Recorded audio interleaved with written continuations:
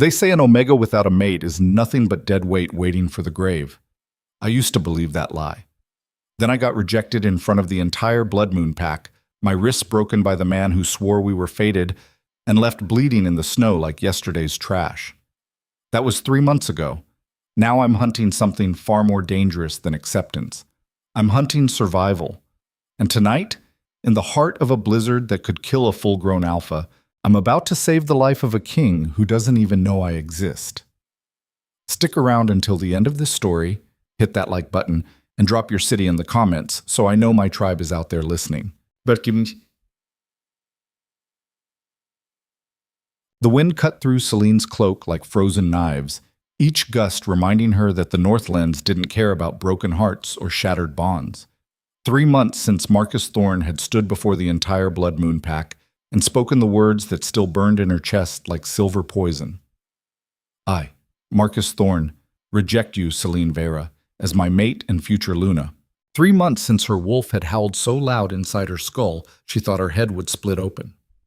3 months since she'd felt the phantom bond snap like a rope under too much weight, leaving a scar across her soul that throbbed with every heartbeat. 3 months of walking. Selene pulled her hood tighter against the blizzard, her fingers numb despite the threadbare gloves she'd traded for 2 days ago. The village of Kael's Ridge was still 5 miles south, but she wouldn't make it before nightfall. Not in this storm. The smart thing would be to dig a snow shelter and wait it out. But Selene had stopped doing smart things the night Marcus shattered her wrist to make sure she couldn't cling to him during the rejection ceremony. Her healing gift had mended the bones. It couldn't touch what he'd broken inside. The forest pressed close on both sides of the narrow path, ancient pines groaning under the weight of ice and snow. Selene's breath came in short gasps, her lungs burning from the cold. She was stronger than she looked. Had to be. Omegas didn't survive alone in the Northlands without developing a spine made of iron and a will that refused to quit. She'd learned to trade her healing skills for food, for shelter, for the occasional threadbare coat some pitying beta would offer. She'd learned to keep her head down and her mouth shut. She'd learned that the world didn't care about fair or fate or any of the pretty lies the elders told young wolves about destined mates. The world cared about survival. And Selene Veyra was still breathing. A sound cut through the howling wind. Low, pained, barely audible over the storm but unmistakable to ears trained by years of tending the sick and wounded. Someone was dying out here. Selene stopped, her heart hammering against her ribs. The smart thing was to keep walking. The dying were none of her business. She had maybe an hour of daylight left and a storm that could kill her if she didn't find shelter. The sound came again, a whimper that raised every hair on the back of her neck. Damn it! Selene left the path, pushing through snow that came up to her knees. Her legs screamed in protest, but she ignored them. 20 feet into the trees, she found the source. A massive black wolf lay in a hollow between 2 fallen logs, his dark fur matted with blood and ice. Even half dead and covered in wounds, he was the largest wolf Selene had ever seen, easily twice the size of Marcus in his shifted form, the kind of wolf that should have been leading a pack, not bleeding out alone in a blizzard. Selene dropped to her knees beside him, her healer's instincts overriding common sense. His breathing was shallow, labored. She could see at least 4 deep gashes across his shoulder and flank, the edges black with infection. No, not infection. Silver poisoning. Her stomach dropped. Silver wounds didn't happen by accident. This wolf had been attacked, hunted. The weapons used were meant to kill slowly, painfully. She reached out, her hand hovering over his massive head. His eyes cracked open. Gold. Bright as summer sun and sharp with intelligence, even through the haze of pain. Those eyes locked on hers and the world tilted sideways. The bond slammed into her chest like a fist made of lightning and fire, and something so ancient it didn't have a name, not the fragile thread she'd felt with Marcus. This was a chain, forged in starlight and tempered in blood, unbreakable, undeniable. Mate. The word echoed through her skull in a voice that wasn't hers, deep, commanding, barely conscious but absolutely certain. No. No, this wasn't possible. She'd been rejected. The bond with Marcus had burned away. Wolves didn't get second chances at fated mates. The moon didn't work that way. The black wolf's eyes started to close again. He was dying. Selene's hands moved before her brain caught up. She ripped off her gloves, pressing her palms against the worst of the silver wounds. Her healing gift surged up from somewhere deep in her core, that well of power she'd been taught to use sparingly, to never drain completely. Life Weaver magic wasn't common. Most healers could mend flesh, set bones, chase away fever. Life Weavers could pull the dying back from the edge of the void. But it cost. Every life saved took something from the healer: energy, vitality, years off a lifespan that was already shorter than most wolves. Her instructors had beaten that lesson into her skull. Never give more than you can afford to lose. Never drain yourself dry for a stranger. Selene closed her eyes and poured everything she had into the wolf beneath her hands. The silver fought back. It always did. Silver was anathema to shifter magic, designed to corrupt and destroy. Her gift wrapped around the poison, pulling it up and out through the wounds like drawing venom from a snakebite. The black blood turned red. The infection retreated. The gashes began to close. Selene's vision blurred. Her hands shook. Too much. She was giving too much. But she couldn't stop. Wouldn't stop. This wolf, this stranger, this impossible mate was not going to die in the snow because she was too weak or too scared to save him. The last wound sealed shut. The wolf's breathing steadied, deepened. Selene pitched forward, her forehead pressed against warm fur that smelled like winter storms and ancient forests, and something she couldn't name but knew she'd been searching for her entire life. "Mate," her wolf whispered again, content for the first time since the rejection. Selene tried to respond, but the darkness was already pulling her under. The last thing she felt was the wolf shifting beneath her, bones cracking and reforming. The last thing she saw was a man's hand, strong and scarred, catching her before she hit the frozen ground. The last thing she heard was a voice like gravel and smoke. "You saved me, healer.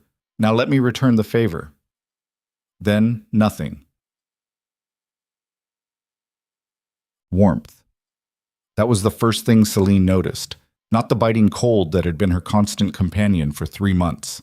Not the ache in her bones or the gnawing hunger in her belly. Just warmth. Deep and encompassing and so foreign she thought she might still be dying. Her eyes opened slowly. Silk. She was lying on silk sheets. The ceiling above her was vaulted, made of dark stone shot through with veins of blue crystal that pulsed with soft light. Tapestries hung on the walls, depicting battles and ceremonies and wolves running beneath a full moon. This wasn't Kael's Ridge. This wasn't anywhere she recognized. Selene sat up too fast. The room spun. Her stomach lurched. Strong hands caught her shoulders, easing her back against a mountain of pillows. "Stay still. You drained yourself to the edge of death.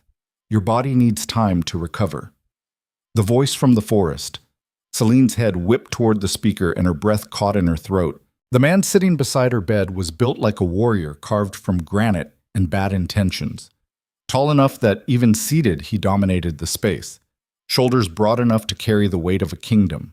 Dark hair shot through with silver at the temples, pulled back from a face that looked like it had been designed to make enemies reconsider their life choices. But it was his eyes that held her frozen. Gold. The same impossible gold she'd seen in the wolf's eyes. "You," Selene whispered.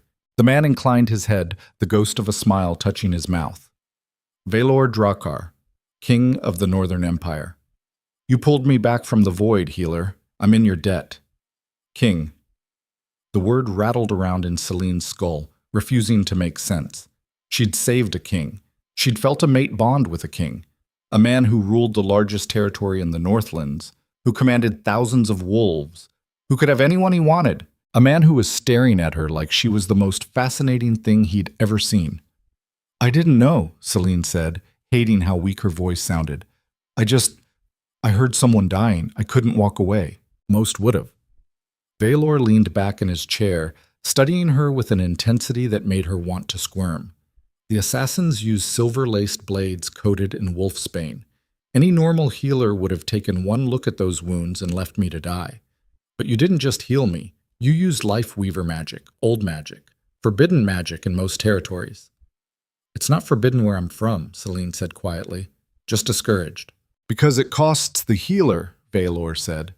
His eyes narrowed. "How much did saving me cost you, Selene Veyra?" Her name in his mouth sent a shiver down her spine. "How do you know my name?" I know many things about you. Valor stood, moving to the window.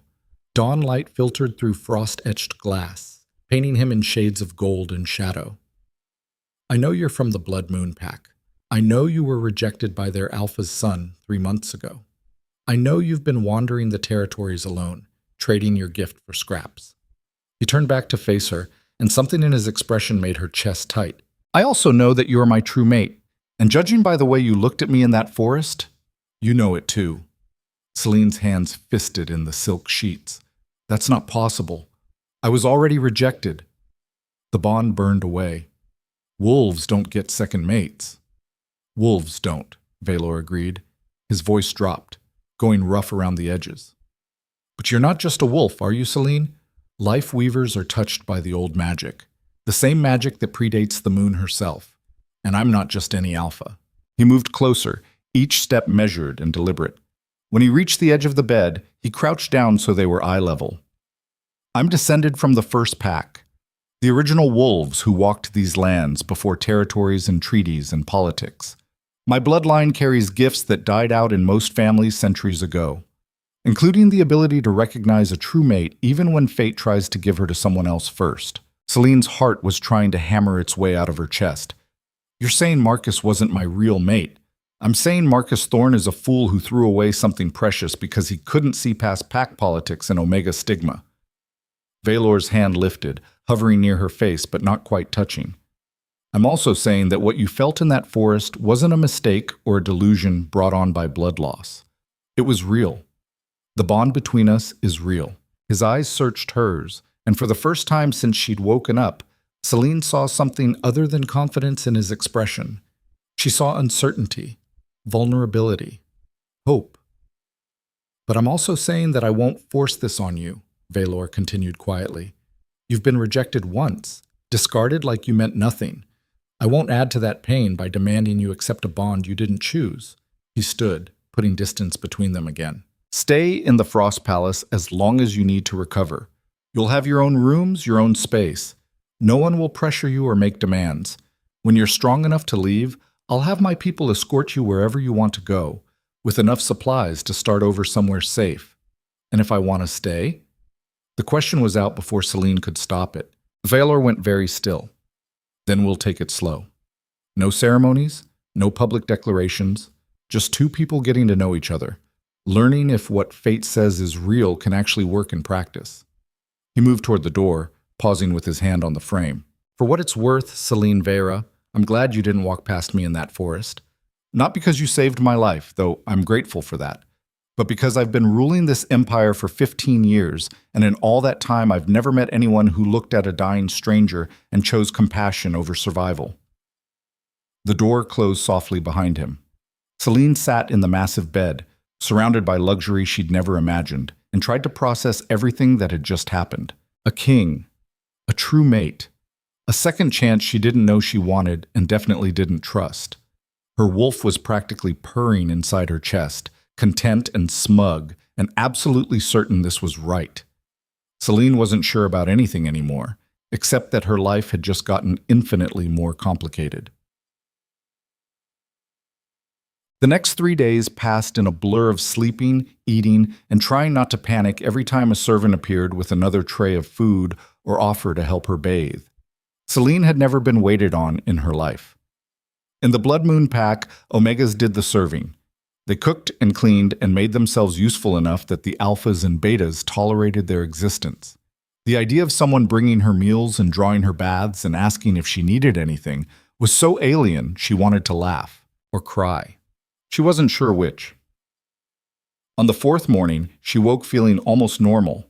The bone-deep exhaustion from draining her Lifeweaver gift had finally faded. Her body no longer felt like it was made of wet sand and broken promises. Time to face whatever came next.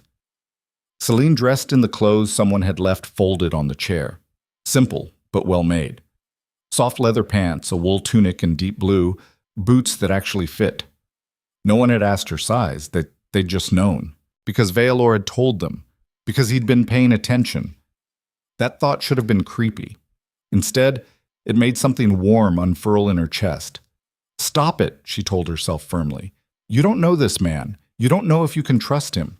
Just because he's handsome and powerful and apparently your fated mate doesn't mean this is going to work." Her wolf huffed in disagreement. Selene ignored her and stepped into the hallway. The Frost Palace was even more impressive than her room suggested.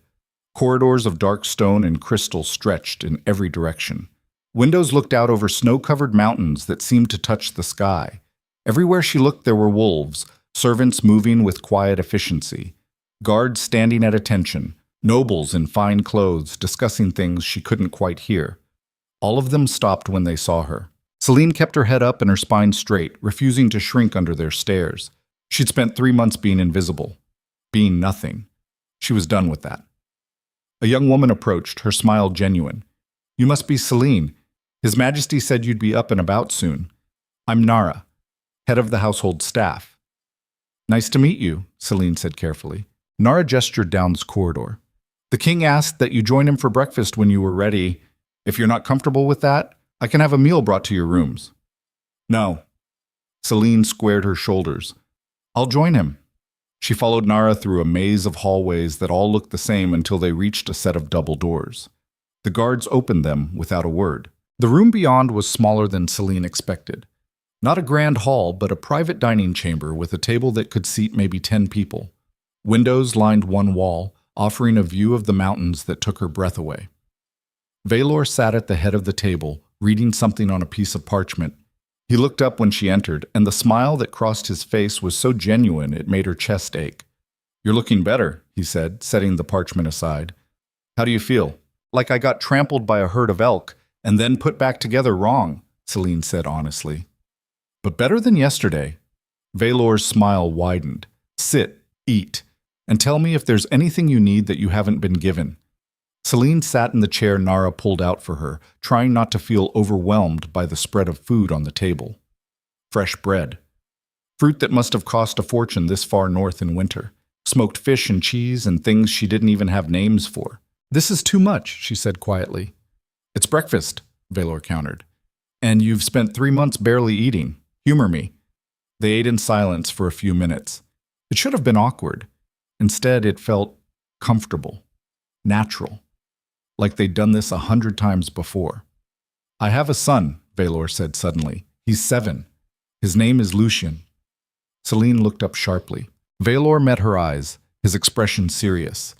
"His mother died in childbirth. There have been women since, but none that I've brought into his life.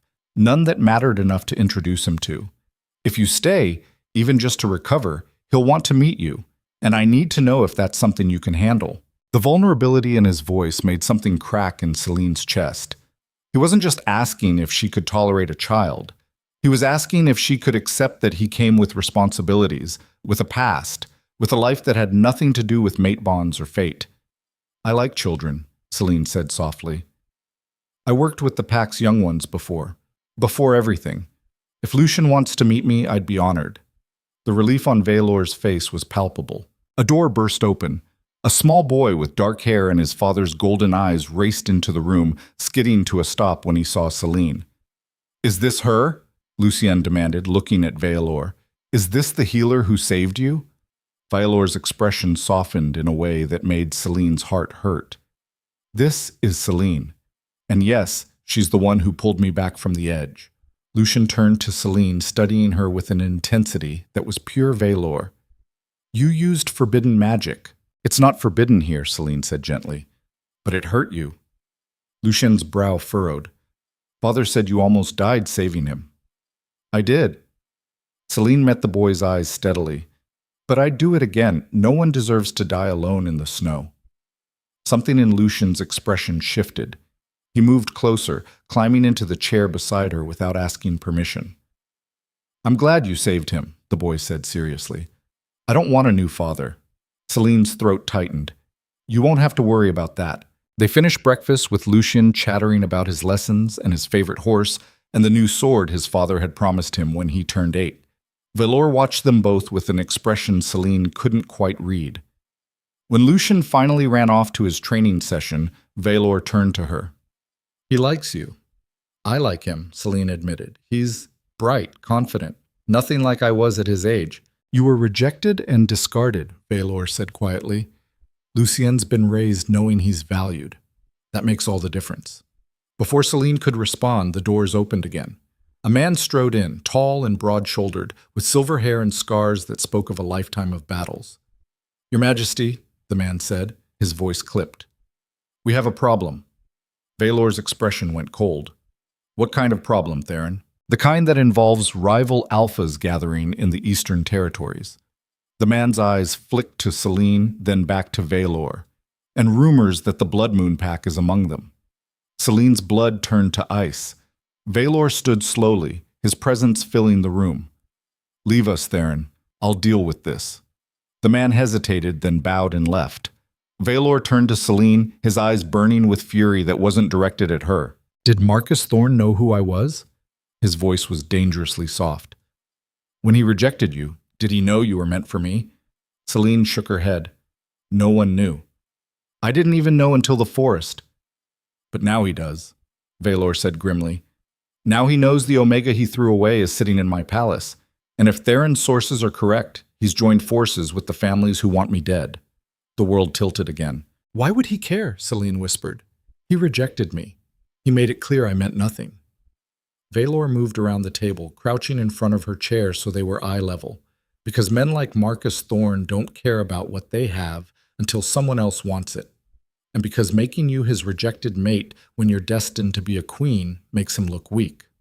Foolish. His hands covered hers, warm and steady. "This isn't your fault, Selene. None of this is your fault. But I need you to understand that if you stay here, if you accept this bond, you'll be caught in the middle of a war you didn't start." "I've been caught in the middle of things I didn't start my entire life," Selene said, her voice harder than she expected. "At least this time I'd be fighting beside someone who doesn't see me as dead weight." Valor's eyes searched hers. "You're sure?" "No." Selene tightened her grip on his hands. "But I'm tired of running. I'm tired of surviving instead of living. If there's going to be a war anyway, I'd rather face it here than bleed out alone in another forest." Something fierce and possessive flashed through Valor's expression. "Then we face it together." The bond between them pulsed, growing stronger, real, undeniable. And somewhere in the Eastern Territories, Selene knew, Marcus Thorne was learning that the Omega he'd broken was about to become the one thing he could never touch. A queen. The war room smelled like old leather and tension thick enough to choke on. Selene stood at the edge of the massive table, trying to look like she belonged among the scarred warriors and stone-faced advisors studying maps of the Eastern Territories. Every instinct she'd developed over 3 months of keeping her head down and her mouth shut screamed at her to shrink back, to make herself smaller, to disappear into the shadows where Omegas were supposed to exist. But Valor had placed her at his right hand, not behind him, not tucked away in some corner, right beside him where everyone could see, where everyone had to acknowledge her presence whether they wanted to or not. "The Eastern families are moving faster than we anticipated," Theron said, pointing to a cluster of markers on the map. "House Corvain has called a gathering at their stronghold. 12 Alpha families have confirmed attendance, including Blood Moon." Selene's chest tightened. Marcus would be there, her former mate, the man who'd broken her wrists and shattered her world, and walked away like she was nothing more than a mistake he needed to correct. "What's the official reason for the gathering?" Valor's voice was calm, controlled, but Selene could feel the fury radiating off him through the bond that had been growing stronger every day. "Trade negotiations," a woman across the table said. Her name was Kira, one of Valor's generals, silver hair braided tight against her skull, eyes like chips of ice. "But our sources say Corvain has been stockpiling weapons. Silver-laced, same kind used in the assassination attempt. So they're preparing for war," another advisor muttered. "The question is when they'll move." "They won't move until they have something that justifies it," Valor said. His fingers drummed once against the table, the only sign of agitation. "They need a catalyst, something that makes me look weak or corrupt or unfit to rule." His eyes cut to Selene. "Something like publicly claiming a rejected Omega as my mate." The room went silent. Selene felt every gaze shift to her, measuring, judging, calculating what kind of liability she represented. She'd spent her entire life under that weight, being evaluated and found wanting, being categorized as less than, as a weakness that needed to be managed or removed. The old Selene would have apologized, would have offered to leave, would have made herself even smaller to ease the tension. But the old Selene had bled out in the snow 3 months ago. "Then don't claim me publicly," she said, her voice steady. "Keep me hidden. Use me as a healer for your people, but nothing more. Don't give them the ammunition." Valor's head turned sharply toward her. "That's not an option." "Why not?" Selene met his eyes, refusing to look away, even though the intensity there made her want to.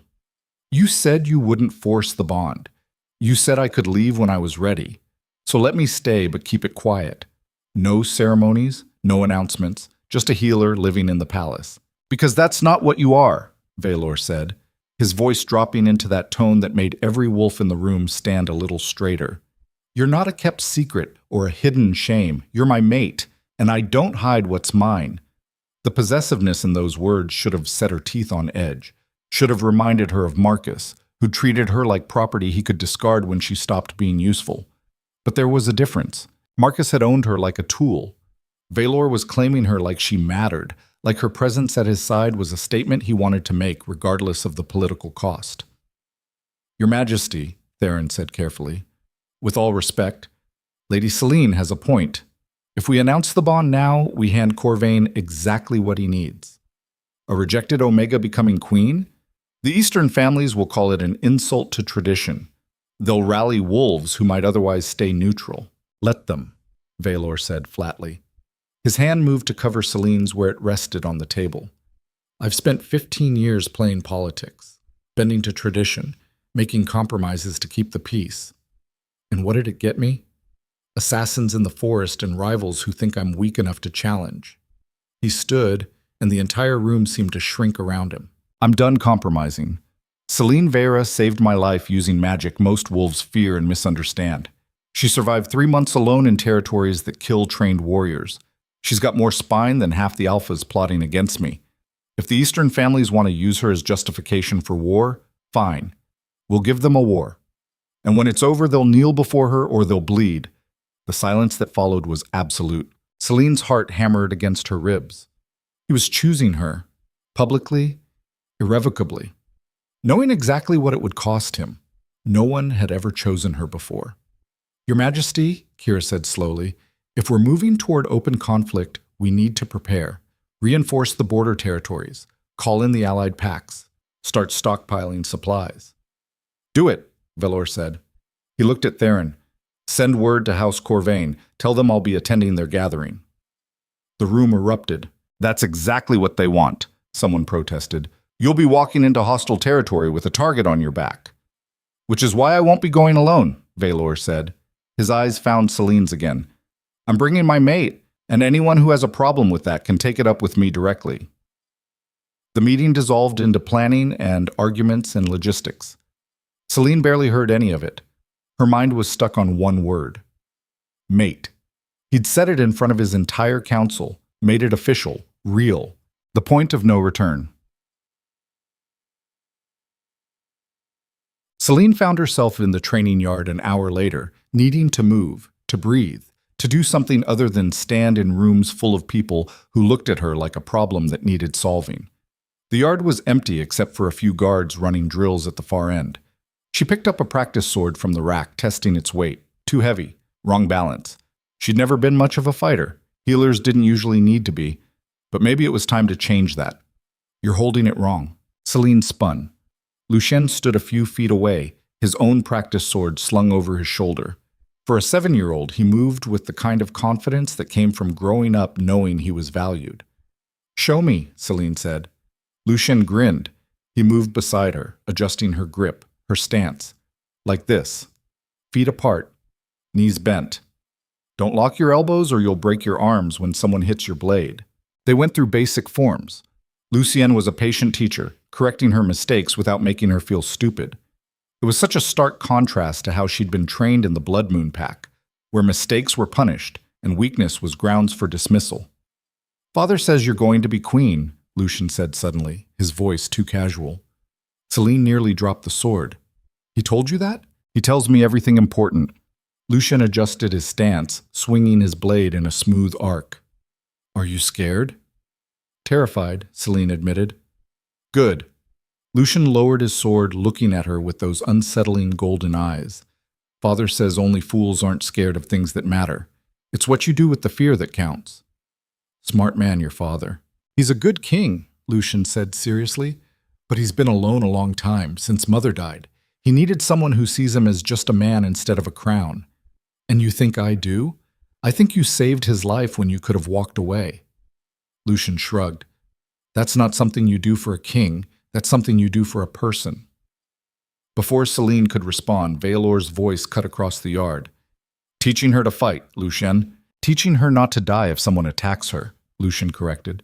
There's a difference. Valor's laugh was genuine, warm. It transformed his face from intimidating to something almost approachable. He moved toward them, his presence filling the space without effort. He's right, Valor said to Selene. If you're coming to Corvain's gathering, you need to know how to defend yourself. Silver blades aren't the only weapons the Eastern families use. I'm a healer, not a warrior, Selene said quietly. You're both, Valor countered. He took the practice sword from her hand, setting it aside. And you're also my mate, which means every wolf at that gathering will be looking for weaknesses to exploit. Anything they can use against me. His hand settled on her shoulders, warm and solid. I need you ready, Selene. Not just physically, emotionally. Because when we walk into that hall, Marcus Thorne will be there. And he's going to say things designed to break you, to make you doubt yourself, to remind you of every moment he made you feel worthless. I know, Selene said. Her voice came out steadier than she felt. Do you? Valor's eyes searched hers. Because the last time you faced him, you were alone, broken, trying to survive rejection. This time, you'll be walking in as my equal, as someone he threw away who became something he can never touch. That's going to enrage him in ways you're not prepared for. Then prepare me, Selene said. Teach me how to stand in a room full of wolves who think I don't belong and not flinch. Something fierce flashed through Valor's expression. He leaned in, close enough that she could feel his breath against her ear. You start by remembering that you survived 3 months in the Northlands alone. You healed a dying king with magic that should have killed you. You looked at my son and saw a child instead of a political tool. You've already proven you belong here, Selene. The only one who needs convincing is you. He pulled back, his hands still on her shoulders. The gathering is in 5 days. We'll spend that time getting you ready, teaching you how to move in noble circles, how to deflect insults without showing weakness, how to make Marcus Thorne regret every moment he ever made you feel small. And if I can't, Selene whispered, if I freeze or break or prove him right, then I'll burn his entire territory to ash and salt the earth behind me, Valor said simply. But you won't break. Because you're not the same Omega he rejected. You're the woman who pulled a king back from death. And that woman doesn't break easily. Aman. The next 5 days were brutal. Kira taught Selene how to fight dirty. Not formal combat, but street tactics. Where to hit to cause maximum pain, how to break a hold, where to carry a blade so it was accessible but hidden. Nara taught her court politics, who hated who, which families owed allegiance to Valor and which were waiting for an excuse to betray him, how to read a room and identify threats before they materialized. Valor taught her how to use the bond. They'd sit in his study, the door locked, and he'd push emotions through the connection between them. Confidence, strength, the kind of absolute certainty that came from years of ruling. At first, it was overwhelming, like trying to hold an ocean in a teacup, but gradually Selene learned to accept it without drowning, to let his strength reinforce hers without losing herself in the process. You're a quick study, Valor said on the 4th night. They were sitting by the fire, close enough that their shoulders touched. Most wolves take months to learn bond manipulation. You've picked it up in days. Maybe I'm motivated, Selene said, her hands wrapped around a mug of tea, absorbing the warmth. Or maybe you're stronger than you think, Valor countered. He was quiet for a moment, staring into the flames. I meant what I said in the war room, about not hiding you, but if you want to back out, if this is too much too fast, I'll understand. Selene set down her mug, turning to face him fully. 3 months ago, I would have taken that out. I would have run, found some quiet territory where no one knew my name or my history. Live the rest of my life as a wandering healer. And now? Now I'm tired of running. Selene's voice hardened. Marcus Thorne rejected me because I wasn't good enough. Because Omega blood made me worthless in his eyes. I want to walk into that gathering on your arm and watch him realize he threw away something he'll never get back. The smile that crossed Valor's face was predatory. That's my girl. The possessiveness in those words settled into Selene's chest like a brand. Not painful, just permanent. She was his, and he was hers. The bond pulsed between them, stronger than ever. The morning they left for House Corvain's territory, Selene dressed in clothes that felt like armor. Dark leather pants fitted close. A tunic in deep blue, the color of Valor's house, embroidered with silver thread that caught the light. A cloak lined with fur that was probably worth more than everything she'd owned in her entire life combined. Nara had braided her hair back from her face, weaving in small crystals that sparkled like ice. You look like a queen, the woman said softly. I look like I'm playing dress-up, Selene countered, staring at herself in the mirror. No? Nara met her eyes in the reflection. You look like someone who belongs at a king's side. Own it. Easier said than done. But when Selene walked into the courtyard and saw Valor waiting beside the horses, the look on his face made something warm unfurl in her chest. He was staring at her like she was the only thing in the world that mattered. Beautiful, he said simply. Then he held out his hand. Ready? No, Selene admitted. But let's go anyway. The journey to House Corvain took 2 days. They traveled with a full escort, 20 warriors, all handpicked by Kira, enough to make a statement without looking afraid. Selene rode beside Valor, hyper-aware of every wolf they passed, the way people stared, the whispers that followed them like smoke, the rejected Omega, the king's new mate, the healer who used forbidden magic. She kept her head up and her expression neutral, the way Nara had taught her. Didn't react to the stares or the whispers or the occasional hostile glare from wolves who clearly thought she didn't belong. You're doing well, Valor murmured as they made camp the first night. Most wolves would have cracked by now. Most wolves haven't spent 3 months being invisible, Selene said. This is just a different kind of survival. That night, lying in her tent with the sounds of the camp around her, Selene felt the first real tendril of doubt creep in. What was she doing? She was an Omega, a healer, someone who'd spent her entire life on the margins, making herself useful enough to be tolerated but never valued. And now she was riding toward a gathering of the most powerful alphas in the Northlands, wearing a king's colors, preparing to stand in front of the man who'd rejected her and act like she belonged. The tent flap opened. Valor ducked inside, his presence filling the small space. Can't sleep? He asked. Too much thinking, Selene admitted. Valor settled beside her, close enough that she could feel his warmth. Talk to me. What if they're right? The words tumbled out before she could stop them. What if I'm not strong enough for this? What if Marcus looks at me tomorrow and I remember every reason he was right to reject me? Valor's hand found hers in the darkness. Then you remember every reason I chose you, every moment you proved you're more than what he saw. He shifted, and suddenly his eyes were locked on hers, glowing faintly gold in the dim light. You want to know what I see when I look at you, Selene? I see a woman who saved a stranger's life knowing it might kill her, who survived rejection and kept walking, who looked at my son and saw a child worth protecting instead of a political advantage. I see someone who's been broken and put herself back together stronger than before. His hand moved to cup her face, his thumb brushing across her cheekbone. Marcus Thorne is a fool, and tomorrow, when you walk into that hall wearing my mark, carrying my scent, standing at my side, he's going to realize exactly how badly he miscalculated. And there's nothing he can do about it. What if he tries? Selene whispered. What if he demands I come back? Claims some kind of prior right?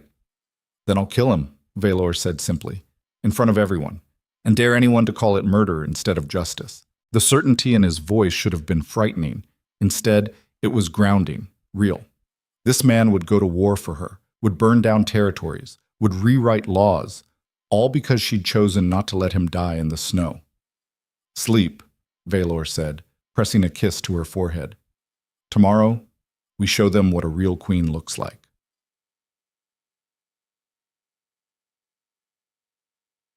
House Corvain's stronghold rose from the mountains like a fortress carved from ice and stone. Towers that pierced the sky, walls thick enough to withstand a siege, gates that looked like they could stop an army, or trap one inside. Selene's hands tightened on her reins as they approached. The courtyard was already crowded with wolves from a dozen different packs. She could feel their eyes tracking their approach, calculating, judging, looking for weaknesses. Valor dismounted first, then turned to help her down. His hands settled on her waist, lowering her to the ground with a gentleness that belied his strength. "Stay close," he murmured. "Don't let them separate us." Selene nodded, her throat too tight for words. They walked toward the main hall, Valor's hand resting on the small of her back. A claiming touch, visible to everyone watching. The hall was massive, vaulted ceilings disappearing into shadow, banners from every major house hanging from the rafters, tables arranged in a massive horseshoe with House Corvain's patriarch seated at the center, and there, 3 tables down, wearing blood moon colors and a smile that made Selene's stomach turn. Marcus Thorne. He looked exactly the same. Tall, handsome in that polished way alphas often were. Eyes that had once made her heart race and now just made her skin crawl. Those eyes locked on her and something ugly flickered across his face. Recognition, disbelief, rage. Selene forced herself to meet his gaze, to not look away, to stand beside Valor like she had every right to be there. Because she did. The hall quieted as they entered, every conversation dying, every eye turning toward them. "King Valor," Lord Corvain called out, rising from his seat. His voice was smooth, practiced. "Welcome to my hall, and your companion?" Valor's hand tightened on Selene's back. "This is Selene Veyra, my mate, future queen of the Northern Empire." The silence that followed was deafening. Then Marcus stood, his chair scraping loudly against stone. "Your mate?" His voice cut through the quiet like a blade. "That's Blood Moon Pact property you're claiming, Your Majesty. Property I already rejected." Selene felt the bond flare, Valor's rage flooding through the connection, but his voice remained calm when he spoke. "Rejected property can't be claimed, Thorne. You made your choice. I'm making mine." "She's Omega trash," Marcus snarled, and Selene saw the exact moment he realized he'd gone too far. "You'd make that creature a queen? Insult every alpha bloodline in the Northlands?" Valor moved. One moment he was standing beside Selene. The next, he had Marcus by the throat, slammed against the nearest pillar hard enough to crack stone. "The only insult here is you," Valor said, his voice dropping into something that made every wolf in the hall freeze.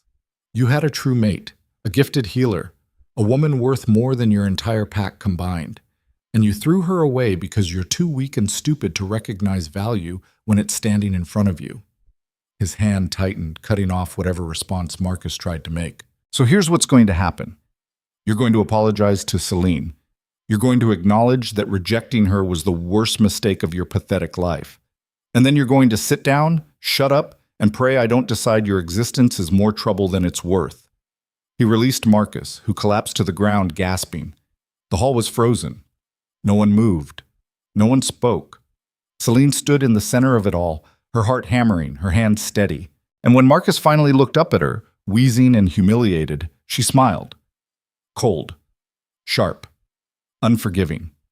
The smile of someone who'd been broken and rebuilt into something harder. "Apology accepted," she said sweetly. "Now get out of my sight before my mate changes his mind about letting you live." Marcus scrambled away. And Selene realized, standing in that hall full of hostile wolves, wearing a king's colors, watching her former mate retreat in shame, that she'd finally found what she'd been searching for. Not acceptance, not validation. Power. The kind that came from surviving what should have killed her and choosing to stand anyway. Valor's hand found hers, threading their fingers together. The bond between them blazed like fire, and somewhere in the back of the hall, a wolf began to clap. Then another, until half the alphas in the room were on their feet, acknowledging what Marcus had been too blind to see.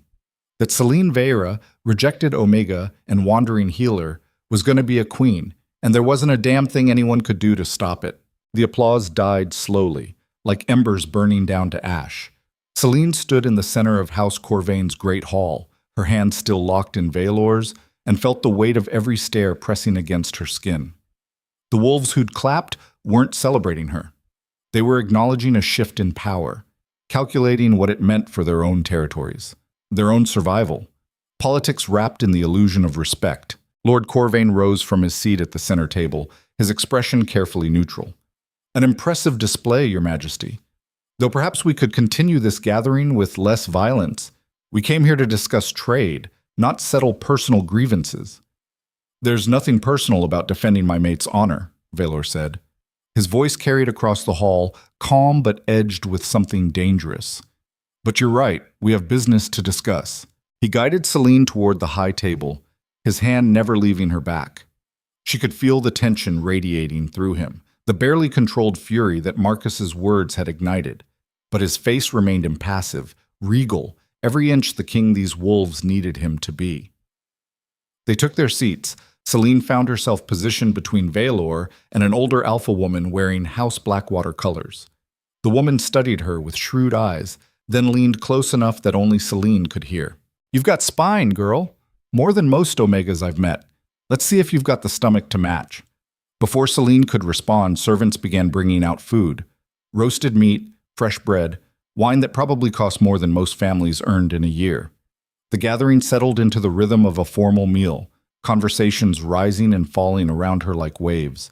But Selene could feel the undercurrents, the sideways glances, the whispered conversations that stopped when she looked too close. Something was wrong. The air tasted like anticipation and poorly hidden malice. Vaylor felt it too. His posture was relaxed, but Selene could sense the coiled readiness in his muscles through the bond. A predator pretending to be at ease while scanning for threats. Tell me, Lord Corvain said, his voice cutting through the ambient noise. This gathering was called to discuss the northern trade routes. Specifically, the tariffs House Drakkar has been imposing on eastern merchants. Standard tariffs, Vaylor said. Same rates every territory pays. But not every territory controls the mountain passes, another alpha interjected. A thin man with Ashford colors. You've got a monopoly on the fastest routes to the coast. Some might call that an abuse of power. Some might call it geography, Vaylor countered. I didn't create the mountains. I just happen to rule the territory they're in. The conversation devolved into economics and trade law. Selene tried to follow, but the technical details blurred together. She found herself studying the faces around the table instead. Looking for tells, for the kind of micro-expressions Nara had taught her to recognize. Most of the alphas looked bored. A few looked hostile, but that was expected. Marcus sat 3 tables down, nursing what looked like a broken jaw and a shattered ego, refusing to meet anyone's eyes. But there was one man who didn't fit the pattern. Sitting 2 seats down from Lord Corvain, younger than most of the alphas present, maybe 30. Dark hair, pale eyes, an easy smile that never quite reached his face. He wasn't watching Vaylor. He was watching Lucien's empty seat at the high table. Selene's stomach dropped. Lucien. They'd left him at the Frost Palace with a full guard detail. Safe, protected. But the way this man was staring at that empty chair made something cold slither down her spine. She touched Vaylor's arm, leaning close. Who's the Alpha 2 seats from Corvain? The one who keeps looking at where Lucien should be sitting? Vaylor's eyes flicked over, then back. Rendered Vex. House Silverclaw. One of my father's old allies. Why? Something's wrong, Selene whispered. The way he's looking at that chair, like he's waiting for something. Vaylor went very still. Then he stood, his chair scraping loudly. The hall quieted. My apologies, Lord Corvain. I need to step out briefly. Continue without me. Before anyone could protest, he was moving toward the exit. Selene followed, her heart hammering. They made it to the corridor outside before Vaylor turned to Theron, who'd been standing guard. Send word to the palace. Now. I want confirmation that Lucien is safe. Theron nodded and disappeared down the hallway at a run. Vaylor leaned against the stone wall, his jaw clenched so tight Selene could see the muscle jumping. Talk to me. What did you see? I don't know, Selene said. Just a feeling. The way he was staring, like he was anticipating something. Your instincts kept you alive for 3 months, Vaylor said. I'm not going to ignore them now. They waited in tense silence. Minutes stretched like hours. Finally, Theron reappeared, his face pale. The messenger birds aren't responding, Your Majesty. None of them. Valor's expression went cold. How many did you send? 6. Different routes, different birds. Protocol says at least one should have answered by now. Which means someone's intercepting them, Valor said quietly. He looked at Selene, and she saw the fear he was trying to hide. They're going after Lucian. The words hit like a physical blow. Selene's mind raced. If someone was targeting the prince, they'd need inside help. People who knew the guard rotations, the palace layout, people Valor trusted. The kind of people who could walk right past security without raising alarms. We need to go back, Selene said. Now.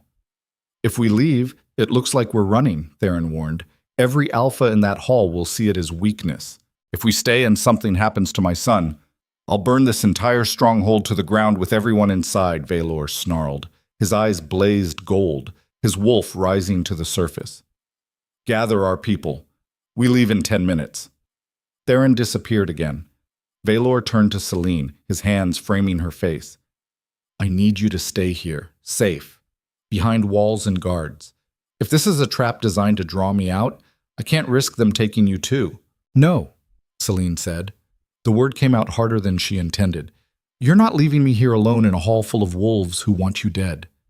Selene, I'm your mate, she interrupted, your future queen, which means Lucian is going to be my son, and I'm not sitting in a safe room while he's in danger.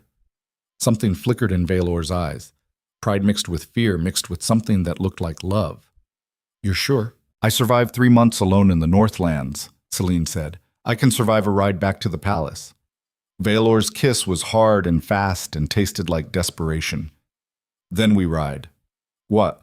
They left House Corvain's stronghold like a storm gathering momentum. 20 warriors, 2 wolves who'd refused to be separated, and the growing certainty that they were riding into something worse than an assassination attempt.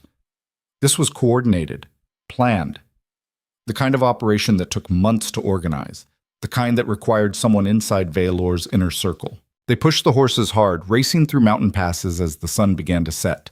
Selene had never ridden this fast, this recklessly.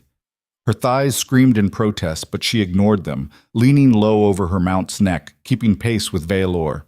The bond between them was stretched taut, vibrating with his fear for Lucian and fury at whoever had orchestrated this. How far? Selene called over the thunder of hooves. 6 hours at this pace, Valor shouted back. Maybe 5 if we don't stop. They didn't stop. Night fell. The temperature dropped. Selene's hands went numb on the reins, but she didn't slow down. Couldn't. Not when a 7-year-old boy was in danger because of her.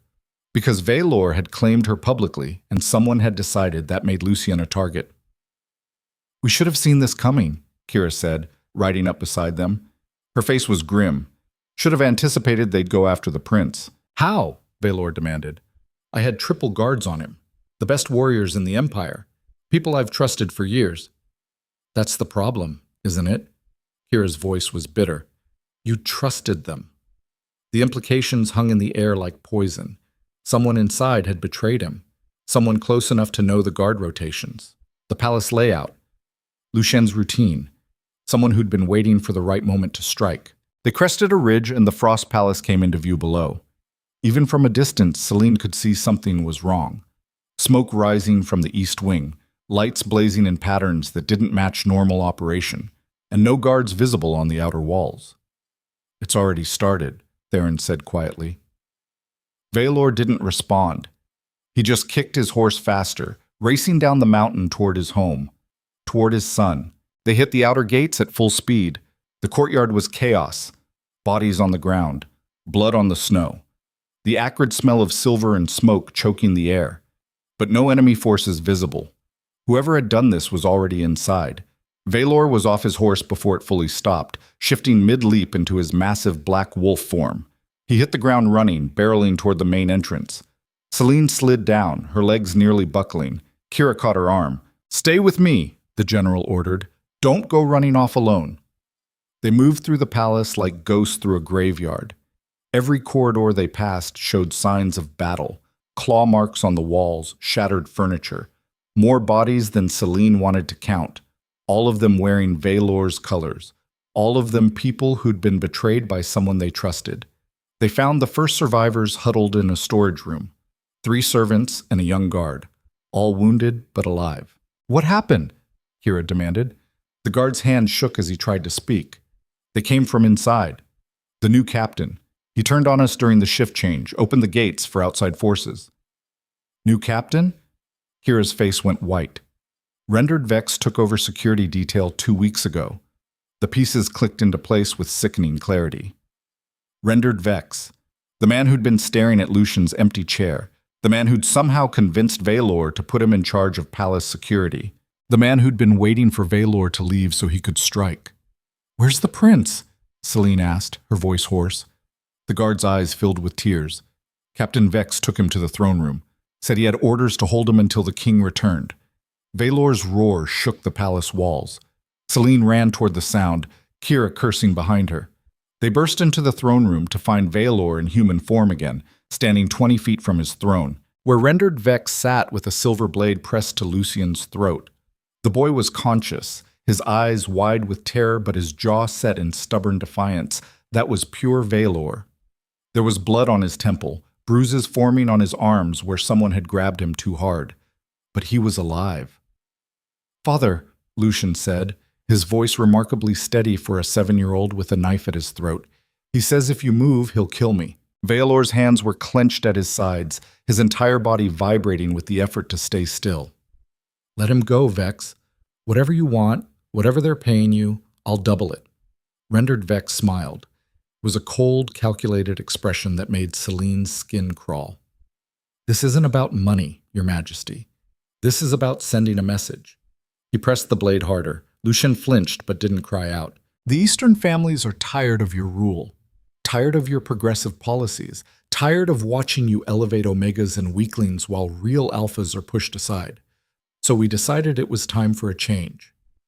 "We," Valor repeated, his voice deadly quiet. "Who else is part of this?" Vex's smile widened. "More than you think. People you've trusted for years. People in your council, your guard, your inner circle. We've been planning this for months, waiting for you to make a mistake." His eyes cut to Selene. "And then you gave us the perfect opening, claiming a rejected Omega as your mate? Bringing her to a gathering of alphas? You might as well have painted a target on your back and begged us to shoot." "So this is about me," Selene said. Her voice came out stronger than she felt. "You're using a child to punish his father for choosing me." "I'm using a child to prove a point," Vex corrected, "that King Valor Dracar is weak, sentimental, unfit to rule, the kind of man who'd risk everything for a woman who means nothing." Selene felt the bond flare, Valor's rage threatening to consume him. "She means everything," Valor said, "and if you hurt my son, there won't be a corner of this world dark enough to hide you." "Bold words from a man with no leverage," Vex said. "Here's what's going to happen. You're going to renounce your claim on the Omega, publicly, in front of witnesses. You're going to acknowledge that elevating her was a mistake born of poor judgment. And if I refuse, then I kill the prince." Vex's blade drew a thin line of blood on Lucian's throat. The boy gasped, but still didn't cry. "And you get to explain to the Empire why your pride was worth more than your son's life." The silence that followed was absolute. Selene's mind raced. This wasn't just about her. This was a coup, a power play designed to break Valor publicly, to prove he could be manipulated, to destroy his authority in front of his own people. If he renounced her, he'd look weak, controllable. Every alpha in the Empire would see it as proof he could be pressured. If he refused, Lucian died. There was no good choice, unless she made one for him. Selene stepped forward. Kira tried to grab her arm, but she shook her off, moving into the center of the throne room where both men could see her clearly. "You want me gone?" she said, looking at Vex. "Fine. I'll leave. I'll renounce the bond myself, walk away and never come back. Just let the boy go." "Selene, no," Valor started. She cut him off with a look. "It's not worth a child's life. Nothing is." Vex studied her, his expression calculating. "How noble. The Omega sacrificing herself to save the prince. Almost makes me believe you actually care." He stood, dragging Lucian with him. "But here's the problem. Even if you leave, you're still a loose end, still someone who could come back, Still someone the king might chase after like a lovesick fool. His smile turned vicious. So I'm afraid we're going to need something more permanent than a simple goodbye. He shifted his grip on the blade, angling it toward Selene instead of Lucien. You want to save the prince? Prove it. Come here and let me kill you. Right here, right now, in front of the king and everyone watching. Show us all that an Omega knows her place. The room seemed to tilt sideways.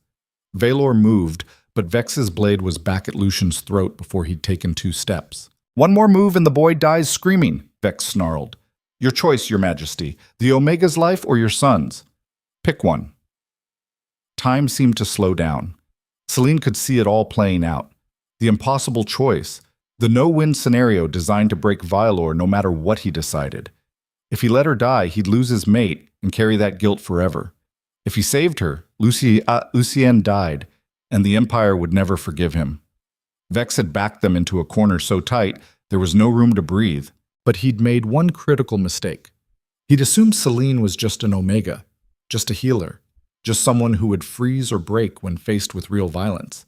He didn't know she'd survived 3 months in the Northlands by learning when to fight and when to use the weapons no one expected.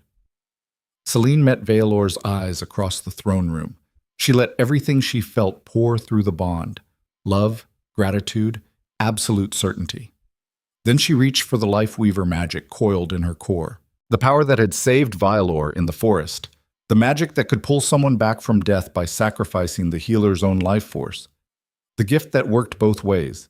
If she could give life, she could take it too. I'll do it, Selene said, her voice calm. I'll come to you. Just let me say goodbye first. She moved toward Veylor, slow and deliberate. Vex watched her like a hawk tracking prey, but he didn't stop her. Selene stopped in front of Veylor, close enough to feel his heat, close enough to see the anguish in his eyes. Don't, he whispered. Please don't do this. Take care of Lucien, she whispered back. And then she turned toward Vex. Each step felt like walking through deep water, heavy, inevitable. Vex's smile was triumphant. He thought he'd won, thought he'd broken them both.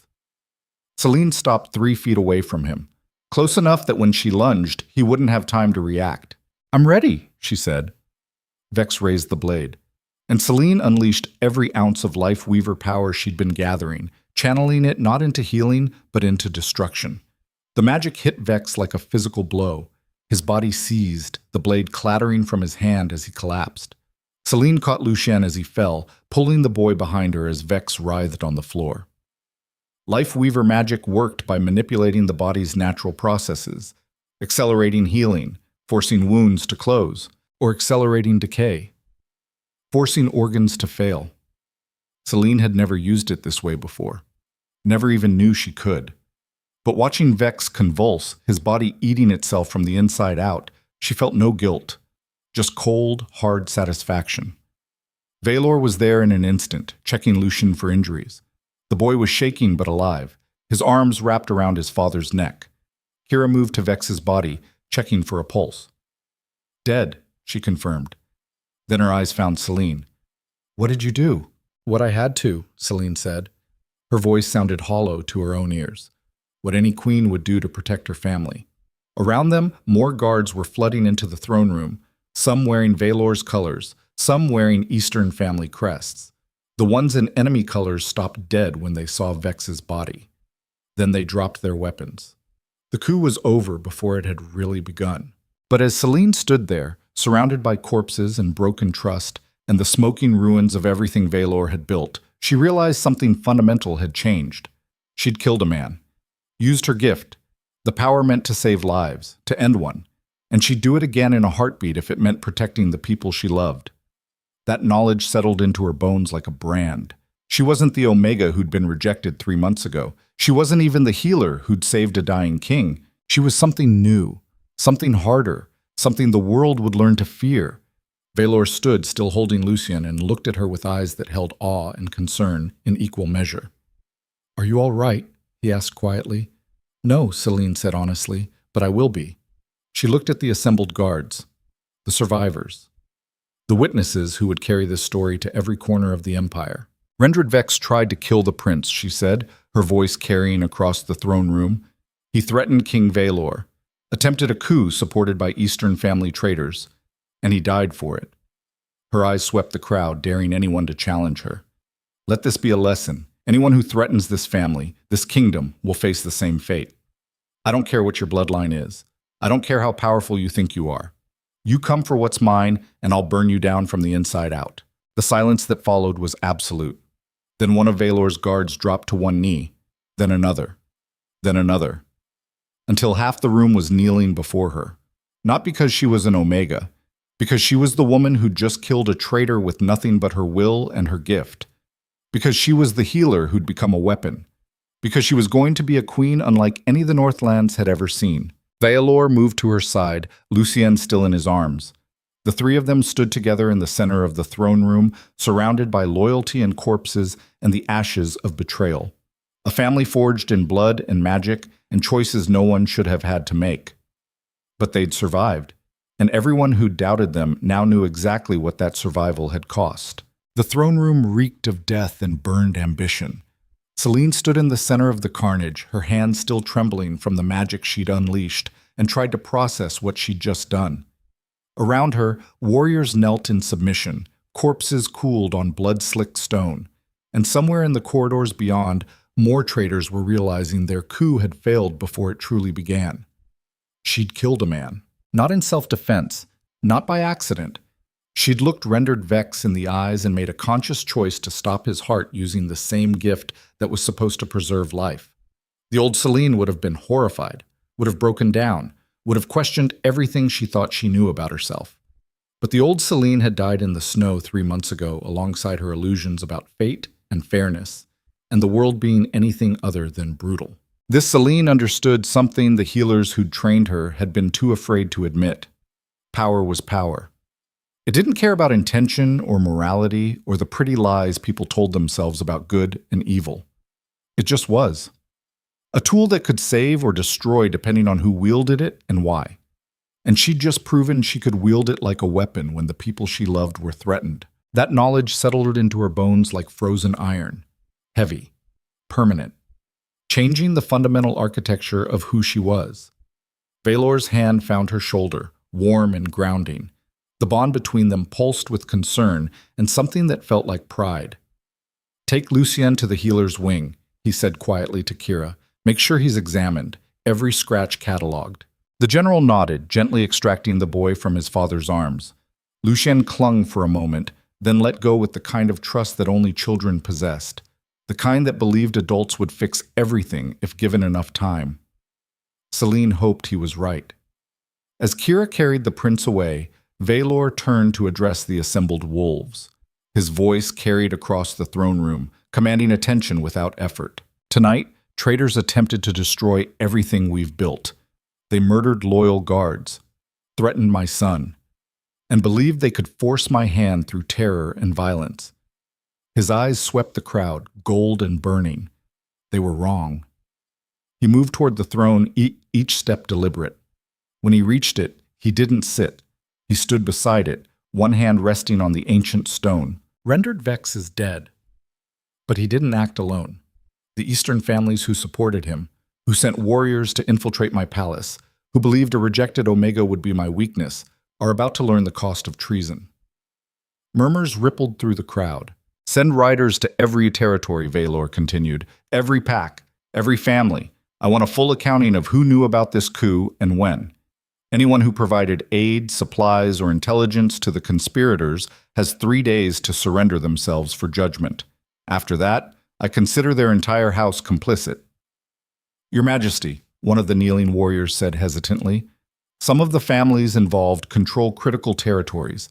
If we move against them all at once, then we move against them all at once, Valor said flatly. I'm done playing politics with wolves who mistake patience for weakness. This empire has one king. Me, and anyone who can't accept that can leave or die. I don't particularly care which. The room went silent. Selene watched him command the space, watched seasoned warriors twice his age defer to his authority without question, and understood something crucial.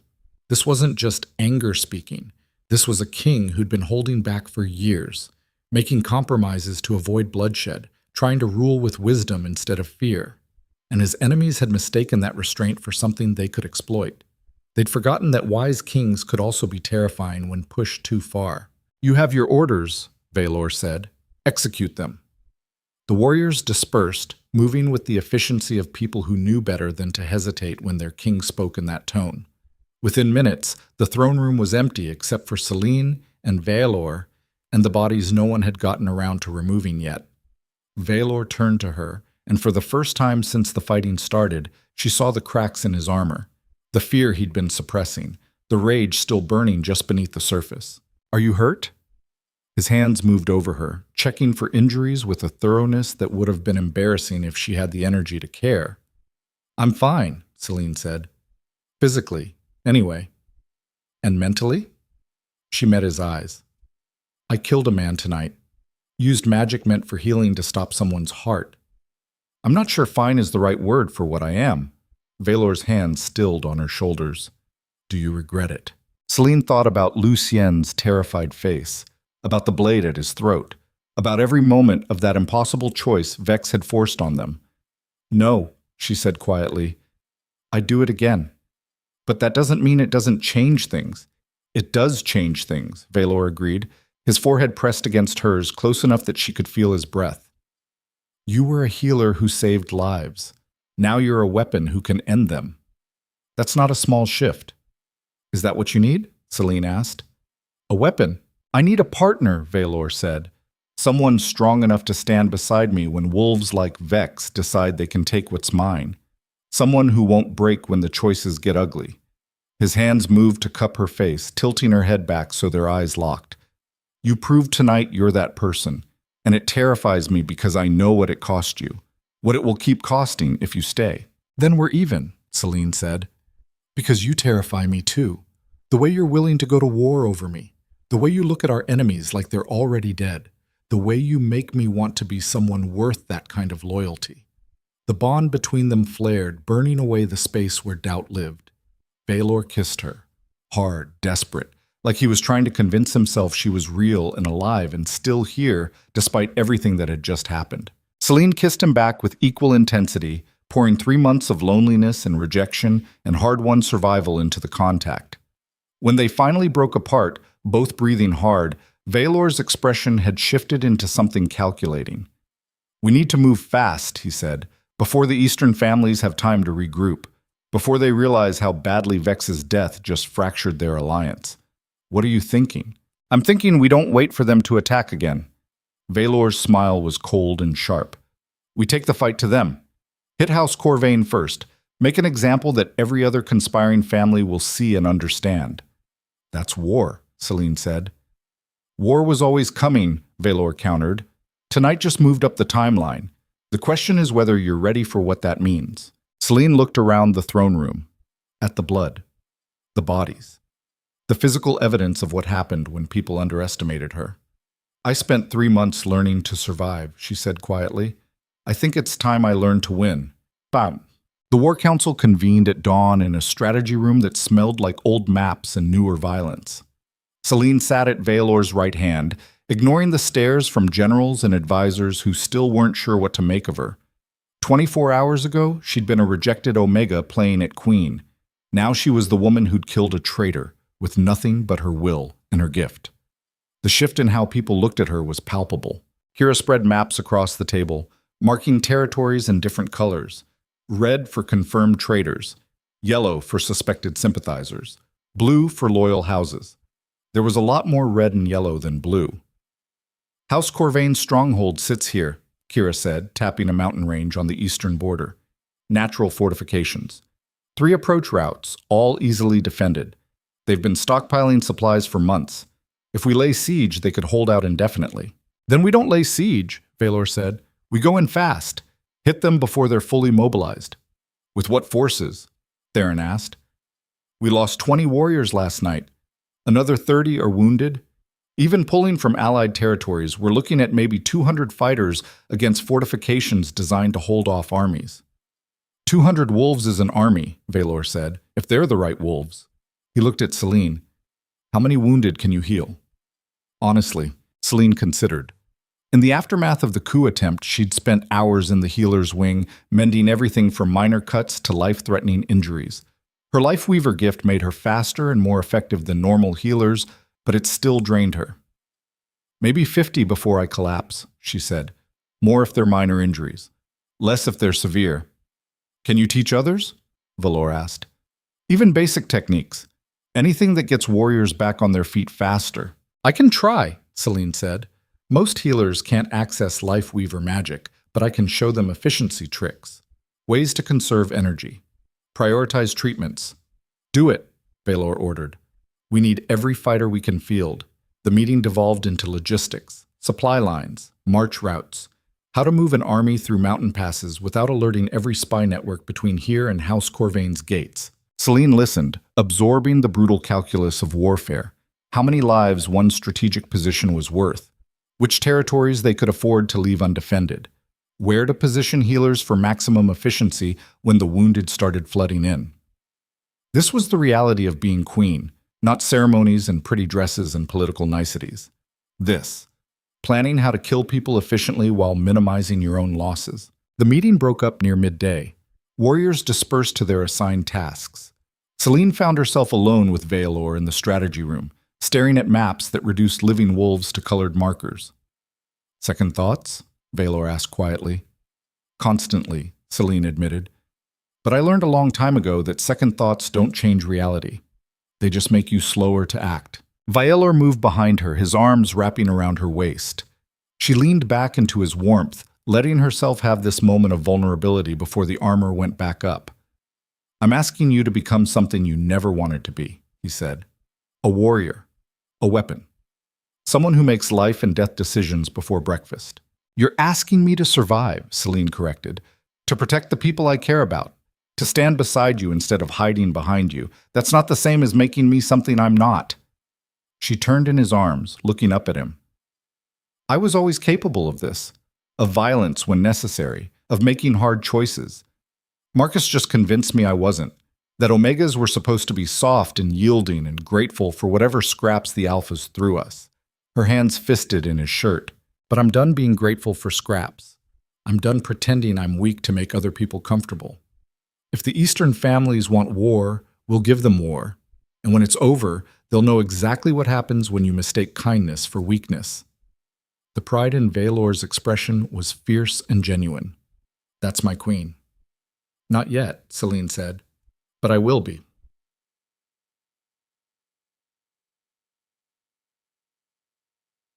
Three days of brutal preparation followed.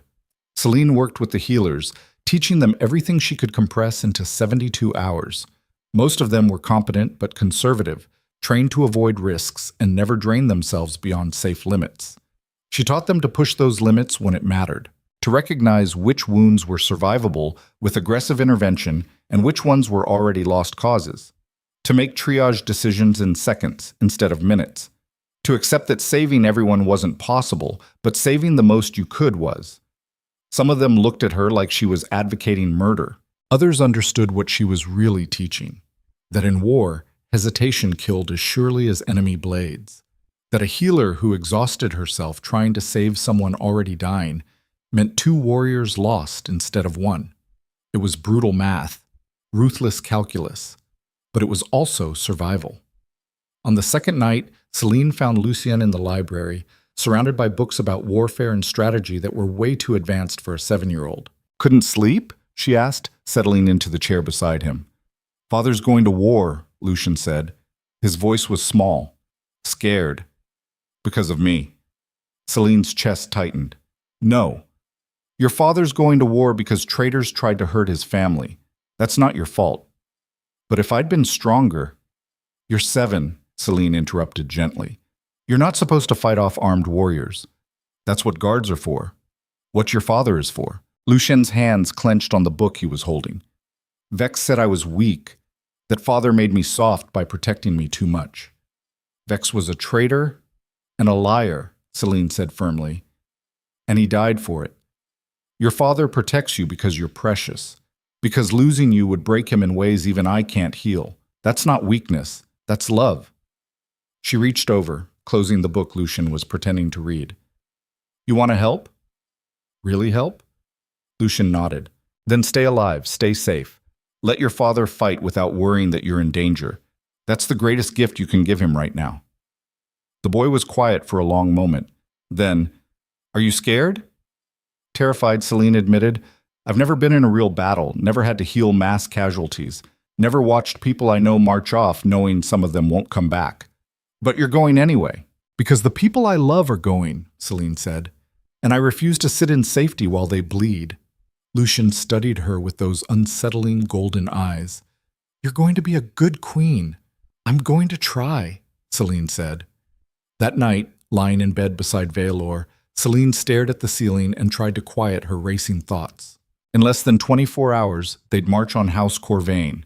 200 wolves against fortified positions held by families who'd been preparing for this confrontation for months.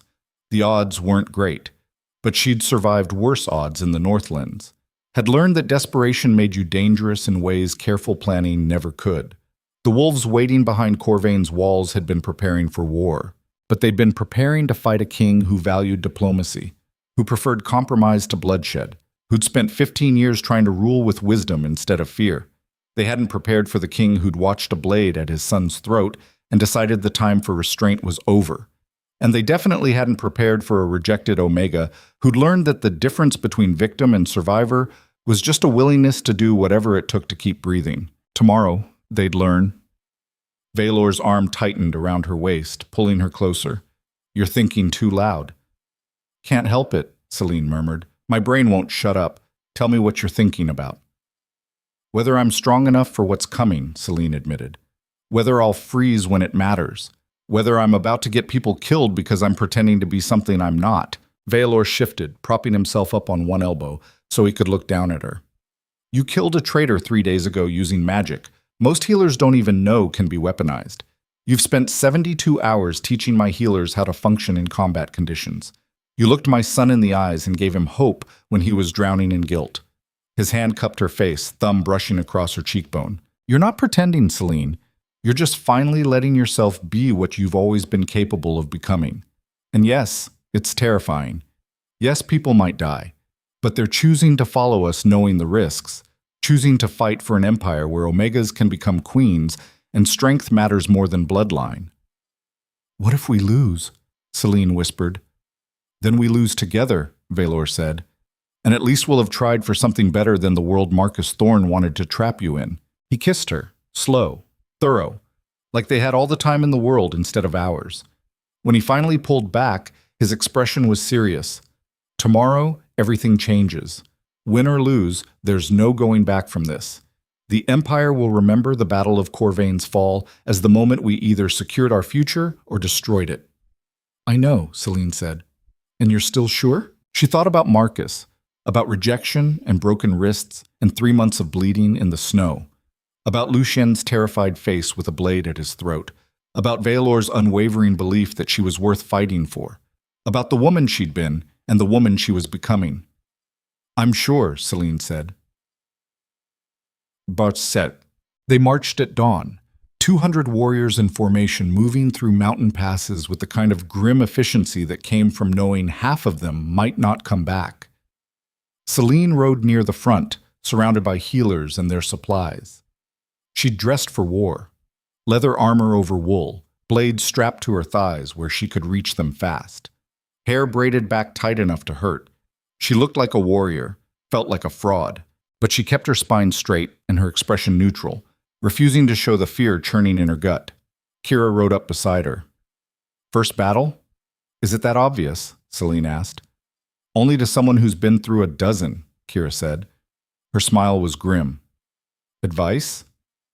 Don't think. Don't hesitate. When someone needs healing, you heal them. When someone needs killing, you kill them. Everything else is just noise. That simple? That's simple, Kira confirmed. Survival is just a series of ugly choices made fast enough that your brain doesn't get in the way. They rode in silence for a while. Then Kira said, For what it's worth, you've got more spine than most alphas I've served under. Whatever happens today, at least it'll be memorable. Is that supposed to be comforting?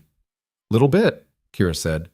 Then she spurred her horse forward, barking orders at the vanguard. Selene found Vialor at the head of the column, studying the terrain ahead. The mountains rose like teeth against the sky, and somewhere beyond them, House Corvain waited. "How much farther?" she asked. 2 hours, Valor said. "Maybe 3. They'll see us coming long before we reach the gates. And then? Then we find out if they're smart enough to surrender or stupid enough to fight." His eyes cut to her. "Stay with the healers until the fighting starts. Once it does, I need you focused on keeping our people alive. Don't try to be a hero. What if you need me?" "Then I'll come find you," Valor said. "But Selene, if I go down, you don't try to save me. You get the healers out. You retreat to Allied territory. You survive." She wanted to argue, to tell him she'd never abandon him, but the look in his eyes stopped her. This wasn't a request. It was a command from a king preparing for the worst. "Promise me," Valor said. Selene looked at him. At the man who'd chosen her when the world said she was worthless, who'd gone to war rather than hide her, who was about to lead 200 wolves against fortifications that might kill them all. "I promise," she lied, because they both knew if it came down to it, she'd burn herself to ash before she let him die. The bond pulsed between them, warm and steady. They rode on. The mountains opened up into a narrow valley, and there, carved into the cliff face like a scar, sat House Corvain's stronghold. Massive walls, guard towers bristling with archers, gates thick enough to stop a battering ram, and standing on those walls hundreds of warriors in Corvain colors. Waiting. Valor raised his hand and the column stopped. For a long moment, there was just silence. 2 armies staring at each other across empty ground. Then Lord Corvain appeared on the battlements, his voice carrying across the valley. "King Valor, you've come a long way to die." "I've come to offer terms," Valor called back. "Surrender the families who supported Vex's coup, swear renewed loyalty to the Northern Empire, and I'll let you live." Corvain's laugh was harsh. "You're outnumbered 3 to 1. Your son was nearly killed by one of your own trusted guards. Your mate is a rejected Omega who plays at being queen, and you want us to surrender?" His smile was vicious. "I don't think so." Valor's expression didn't change. "Then you've chosen death. Remember that when your walls are burning and your warriors are bleeding." He turned to Kira. "Take the vanguard. Hit the east approach. Make them think that's our main assault." "And the real attack?" Kira asked. "West Wall," Valor said. "Where the fortifications are newest. Theron will lead that push." "What about you?" Selene asked, her stomach dropping. Valor's smile was predatory. "I'm going through the front gate." The world seemed to tilt sideways. "That's suicide," Theron protested. "They'll have the gates reinforced."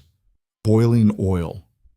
Archers, everything designed to kill anyone stupid enough to try a frontal assault. "Which is exactly why they won't expect me to actually do it," Valor said. He looked at his generals. "We have one advantage. They think I'm too smart to take unnecessary risks, too careful to gamble my life on a desperate play." He turned back to the stronghold, his eyes blazing gold. "They're about to learn that a king with nothing left to lose is the most dangerous creature alive." Selene's hands clenched on her reins. "Valor, trust me," he said quietly. "I've been holding back for 15 years, playing politics, making compromises, letting wolves like Corvain think they could challenge me without consequences." He looked at her, and in his eyes she saw the same transformation she'd felt in herself 3 days ago. The moment when survival stopped being enough, and winning became the only option that mattered. Today, they learn what happens when I stop holding back. The battle horn sounded, and the world exploded into violence. The first wave hit like thunder made flesh. Kira's vanguard slammed into the east approach with enough force to shake the mountain itself. Steel met steel. Claws tore through armor. The air filled with sounds Selene had only imagined in nightmares. Screaming, snarling. The wet crunch of bones breaking under pressure no human body was designed to withstand. She sat on her horse behind the healer's line, watching 200 wolves she'd broken bread with charge toward walls designed to kill them, and understood something fundamental about warfare that no amount of preparation could have taught her. War wasn't strategy or tactics or clever positioning on maps. War was just organized murder dressed up in noble language about honor and necessity. And she was about to become very good at it. "Move the triage station closer," Selene ordered, her voice cutting through the chaos. "Within sight of the east wall, but out of direct arrow range. I want the wounded reaching us in minutes, not bleeding out during transport." The healers scrambled to obey. They were terrified. She could see it in their eyes, in the way their hands shook as they unpacked supplies. But they moved anyway, because freezing meant watching people die who might have been saved. Selene had taught them that much, at least. The first casualties arrived within minutes. A young warrior with an arrow through his shoulder. An older beta missing half her face from a sword strike that had caught her wrong. A scout who'd taken a spear to the gut and was bleeding faster than gravity should allow. Selene's hands moved without conscious thought, assessing, prioritizing, making the brutal calculations Kira had warned her about. The shoulder wound was survivable. She directed one of the junior healers to handle it. The facial injury was catastrophic, but not immediately fatal. Another healer, more experienced, one who could work reconstructive magic. The gut wound was already lost. The scout's eyes were glazing, his breath coming in wet gasps that meant his lungs were filling with blood. By the time she got him stabilized enough to transport, 3 other warriors would have bled out waiting for her attention. "Keep him comfortable," Selene told the nearest healer. Her voice came out flat, clinical. "Don't waste resources trying to save him." The healer's eyes widened in horror. "But that's an order," Selene said. She moved to the next patient, then the next. Her life weaver magic flowing through her hands in controlled bursts. Not the wild, desperate power she'd used to save Veylor in the forest or kill Vex in the throne room. This was surgical, precise, just enough to seal arteries, mend critical damage, get warriors stable enough to survive until they could receive proper treatment, just enough to keep the triage line moving. The scout died behind her. She didn't look back. There would be time for guilt later, for questioning whether she'd made the right call, for wondering if she could have saved him if she'd tried. Right now, there were just more wounded arriving, more impossible choices, more lives hanging in the balance of how fast her hands could move. This was the reality of being queen that no one talked about, not the crown or the ceremonies or the political maneuvering. This, standing in blood-soaked grass, deciding who lived and who died based on calculations that reduced human beings to probabilities and resource allocation. If she survived this battle, she'd carry these deaths for the rest of her life. But she'd carry them standing. A roar echoed across the valley.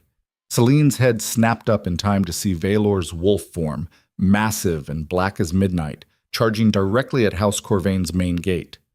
No, he wasn't supposed to actually do it. The frontal assault was supposed to be a feint, a distraction while Theron's forces hit the weaker west wall. But there he was, leading 50 warriors in a suicide run at reinforced gates designed to withstand siege engines. Selene's heart stopped. The bond between them blazed with his fury and determination, and absolute certainty that this was the only way to break the enemy's defensive formation, to force them to commit resources to the front gate while the real assault happened elsewhere. He was using himself as bait. The gates held. Boiling oil poured from the ramparts. Arrows fell like rain. Warriors screamed as their fur ignited, as silver-tipped projectiles found gaps in their defenses, as the kind of warfare humans had perfected over millennia proved that even supernatural strength had limits. Veylor hit the gates at full speed. The impact shook the mountain, wood cracked, iron bent, but the gates held. He hit them again, and again, and on the 4th impact, something inside the mechanism broke. The gates shuddered, listing at an angle that meant the internal bracing had failed. Veylor's warriors poured through the gap before Corvain's defenders could respond. The courtyard beyond became a meat grinder. Close quarters combat where shifter advantages meant nothing, and it came down to who was more willing to die to take the enemy with them. Selene felt every wound Veylor took through the bond. A spear grazing his ribs, claws raking across his shoulder, a sword that would have taken his head if he hadn't twisted at the last second. She couldn't breathe, couldn't think, could only stand frozen in the triage line while the man she loved bled on stones a mile away, and her gift was useless to help him. "My lady," one of the healers said urgently, "we need you." Selene forced herself to focus. A warrior lay on the treatment table, her entire left side mangled from what looked like a fall from the wall, bones jutting through skin, internal bleeding visible in the distension of her abdomen. Survivable. Barely. Selene's hands moved over the worst of the damage, her magic flowing in controlled pulses. sealing the largest bleeds, setting bones into rough alignment, doing enough to keep the warrior from dying in the next 10 minutes while she moved to the next patient, and the next, and the next. Time became fluid, minutes or hours, she couldn't tell. Just an endless parade of broken bodies and impossible choices, and the growing pile of corpses covered by sheets that no one had time to move. Then a cheer went up from the battlefield. Selene looked up, her hand still buried in someone's chest cavity, and saw the west wall collapsing. Theron's forces had broken through. Warriors in Vaylor's colors were flooding into the stronghold from two directions, catching Corvain's defenders in a pincer that was rapidly becoming a slaughter. The battle wasn't over, but the outcome was no longer in doubt. House Corvain had lost. By the time Selene made it into the stronghold, the fighting had devolved into pockets of resistance being systematically eliminated. Bodies littered the courtyards. Blood ran in literal rivers down the stone channels designed to drain rainwater. The air reeked of death and smoke, and the particular stench of bowels released in final moments. She found Vaylor in what had been Corvain's throne room. He was in human form again, covered in blood and burns and cuts that should have killed him twice over. But he was standing, breathing, alive. Lord Corvain knelt at his feet, surrounded by captured warriors wearing Eastern family colors. The man's face was a mask of defiant rage, barely containing fear. "You've won," Corvain spat. "Congratulations. You've just started a war that will consume the entire Northlands." "I've ended one," Vaylor corrected.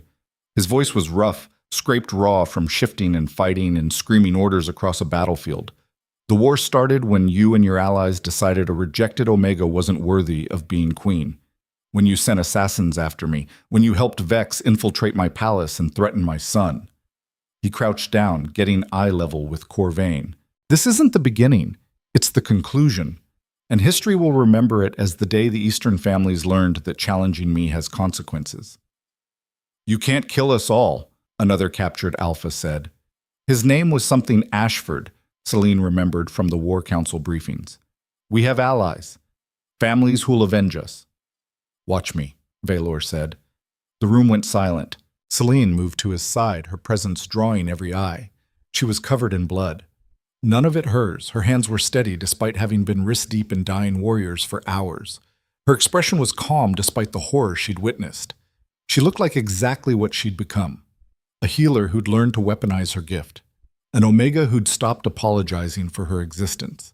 A woman who'd walked through fire and come out forged into something harder. A queen. "These families supported treason," Selene said quietly. "They funded assassins. They helped murder loyal guards and threaten a child. And you're asking us to show them mercy?"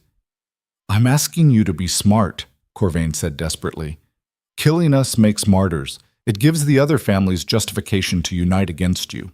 And letting you live makes me look weak," Vaylor said. "It tells every Alpha in the Empire that they can attempt coups and face no real consequences, that my patience can be exploited indefinitely." He stood, towering over the kneeling prisoners. "I'm done being patient." "Your Majesty," Kira said from the doorway. Her armor was dented, her face streaked with soot and blood. "We've secured the stronghold. Remaining defenders have surrendered. Casualties on our side are significant but manageable." "How many did we lose?" Vaylor asked. 43 dead, Kira said. Her voice was flat, clinical. "Another 60 wounded badly enough they won't fight again for months. Maybe longer." Selene felt each death like a physical blow. 43 wolves who'd followed Vaylor into battle and wouldn't be going home. 43 families who'd received news that would shatter their worlds. 43 deaths she might have prevented if she'd been faster, smarter, better. But that was the poison of responsibility. The understanding that no matter how hard you worked, how much you sacrificed, it would never be enough to save everyone. Leadership meant carrying those deaths anyway, learning to function under the weight of all the people you'd failed. "Execute the ringleaders," Vaylor said. "Corvain, Ashford, anyone who funded or planned the coup. Make it public. Make it visible. Let every family in the Empire see what happens to traitors." "And the others?" Theron asked. "The warriors who were just following orders." "Conscript them," Selene said. Both men turned to look at her. She met Vaylor's eyes steadily. "They lost. Their lords are dead or about to be. Give them a choice: swear loyalty to the Empire and serve in the border territories for 10 years, or face execution alongside their leaders. That's mercy, Corvain snarled. You think that makes you better than us? No, Selene said. I think it makes me practical. Dead warriors can't rebuild what you destroyed. Living ones can. Even if they hate me for the rest of their lives, they can still serve a purpose. She looked at Vaelor. We need to be feared, but we also need to be smart. Mass executions create blood feuds that last generations. Strategic mercy creates a warrior class that owes us their lives. The room was silent. Then Vaelor nodded slowly. Do it. Anyone who swears the oath lives. Anyone who refuses joins their lords. He turned back to Corvain. You have until sunset to make peace with whatever you believe comes next. Then he walked out of the throne room, Selene at his side, leaving Kira and Theron to handle the executions. They made it to a private chamber before Vaelor's legs gave out. Selene caught him, easing him down onto a bench. Her hands moved over his injuries automatically, cataloging the damage. Burns, lacerations, cracked ribs, a shoulder that was probably dislocated. Nothing immediately fatal, but enough accumulated trauma that a normal wolf would have collapsed hours ago. You're an idiot, she said, her magic already flowing into the worst injuries. A suicidal, reckless idiot who almost got himself killed charging gates designed to stop armies. But it worked, Vaelor said. His smile was pained. We broke through, won the battle, proved that Eastern families can't stand against us. We lost 43 warriors, Selene said. Her voice cracked. 43 people who trusted you, who believed in what we're building, who died because you needed to make a statement. I know, Vaelor said quietly. His hand covered hers, stilling her frantic healing. I know, Selene, and I'll carry every one of them, but that's what leadership means. Making calls that get people killed in service of something larger. His eyes met hers, and she saw the weight he was carrying, the cost of being king. If I'd held back, if I'd played it safe, we might have lost. And then everything we've fought for dies with us. So yes, I made the brutal choice. I spent lives like currency to buy victory, and I'll do it again if I have to. Selene's throat tightened. She understood, hated that she understood. But that was the transformation they'd both undergone. The shift from people who wanted to be good to people who settled for being effective. We're not the people we were 4 months ago, she said. No, Vaelor agreed. We're not. You were a rejected Omega who believed the world when it said you were worthless. I was a king who thought patience and diplomacy could solve everything. And now? Now you're a woman who kills traitors and makes triage decisions that save armies. Vaelor's hand moved to cup her face. And I'm a king who's done compromising with wolves who mistake restraint for weakness. They sat in silence for a moment, two people who'd been broken and reforged into something the world hadn't been ready for. Then Vaelor said quietly, I love you. The words hit like a physical impact. Simple, direct, absolutely sincere. Selene's eyes burned. You're just figuring that out now? After I've spent weeks watching you plan wars and risk your life and terrify everyone in a 50-mile radius? I've known since the forest, Vaelor admitted. Since I woke up to find a stranger had sacrificed her own life force to save mine. But saying it makes it real. Makes it something I can't take back if you decide this life is too brutal for you. Selene laughed. It came out wet, half sob. You think after everything we've been through, I'm going to walk away because you finally admitted you love me? She leaned in, pressing her forehead to his. I love you too, you stubborn, reckless, impossible man. I love you despite the war and the violence and the impossible choices. I love you because you looked at a rejected Omega and saw a queen. Because you went to war rather than hide me. Because you make me want to be someone worthy of that loyalty. The bond between them blazed, stronger than ever. Vaelor kissed her. Slow. Thorough. Like they had all the time in the world, instead of a stronghold full of prisoners to process, and bodies to bury, and an empire to rebuild. When they finally broke apart, both breathing hard, Selene said, We should get married. Vaelor blinked. Right now? Eventually, Selene clarified. After we've dealt with the aftermath. After the executions and the oaths and the political fallout. But yes, soon. Because I'm tired of being your future queen. I want to be your actual queen. The smile that crossed Valor's face was genuine, unguarded, the expression of a man who'd stopped carrying the weight of the world alone. Then we'll do it under the northern lights, he said. Traditional ceremony. Every family in the empire invited. Let them all see the rejected Omega who became the most powerful woman in the Northlands.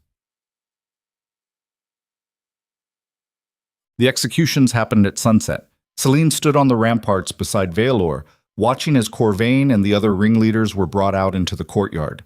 The surviving warriors from both sides had been assembled to witness, hundreds of wolves standing in grim silence. This was justice. Swift, public, designed to send a message that would echo across every territory in the Empire. But that didn't make it any easier to watch. Lord Corvain, Valor's voice carried across the courtyard. You stand convicted of treason, of conspiracy to murder, of funding assassins and supporting a coup against the Northern Empire. Do you have anything to say? Corvain spat blood. History will remember me as a patriot who tried to stop you from destroying everything our ancestors built. History is written by the victors, Valor said. And you lost. The executioner's blade fell. One by one, the conspirators faced the same fate. Some went quietly. Some screamed defiance. Some begged for mercy that wasn't coming. Selene watched them all die and felt nothing. That should have disturbed her. The old Selene would have been horrified by her own emotional numbness, would have questioned what kind of person could watch executions without flinching. But the old Selene had died in the snow alongside her illusions about the world being fair. This Selene understood that some wolves needed to die so others could live. That mercy in one moment often meant cruelty in the next. That being queen meant making peace with blood on your hands.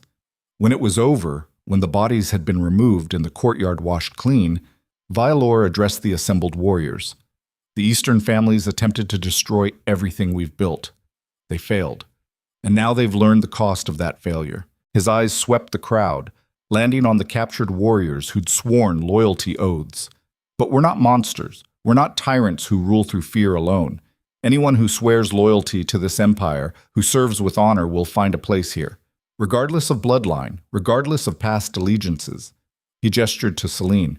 This woman standing beside me was rejected, discarded, left to die by wolves who thought Omega blood made her worthless. But she survived. She saved my life. She killed a traitor with nothing but her will, and in 2 weeks she'll be crowned Luna Queen of the Northern Empire. The courtyard was silent.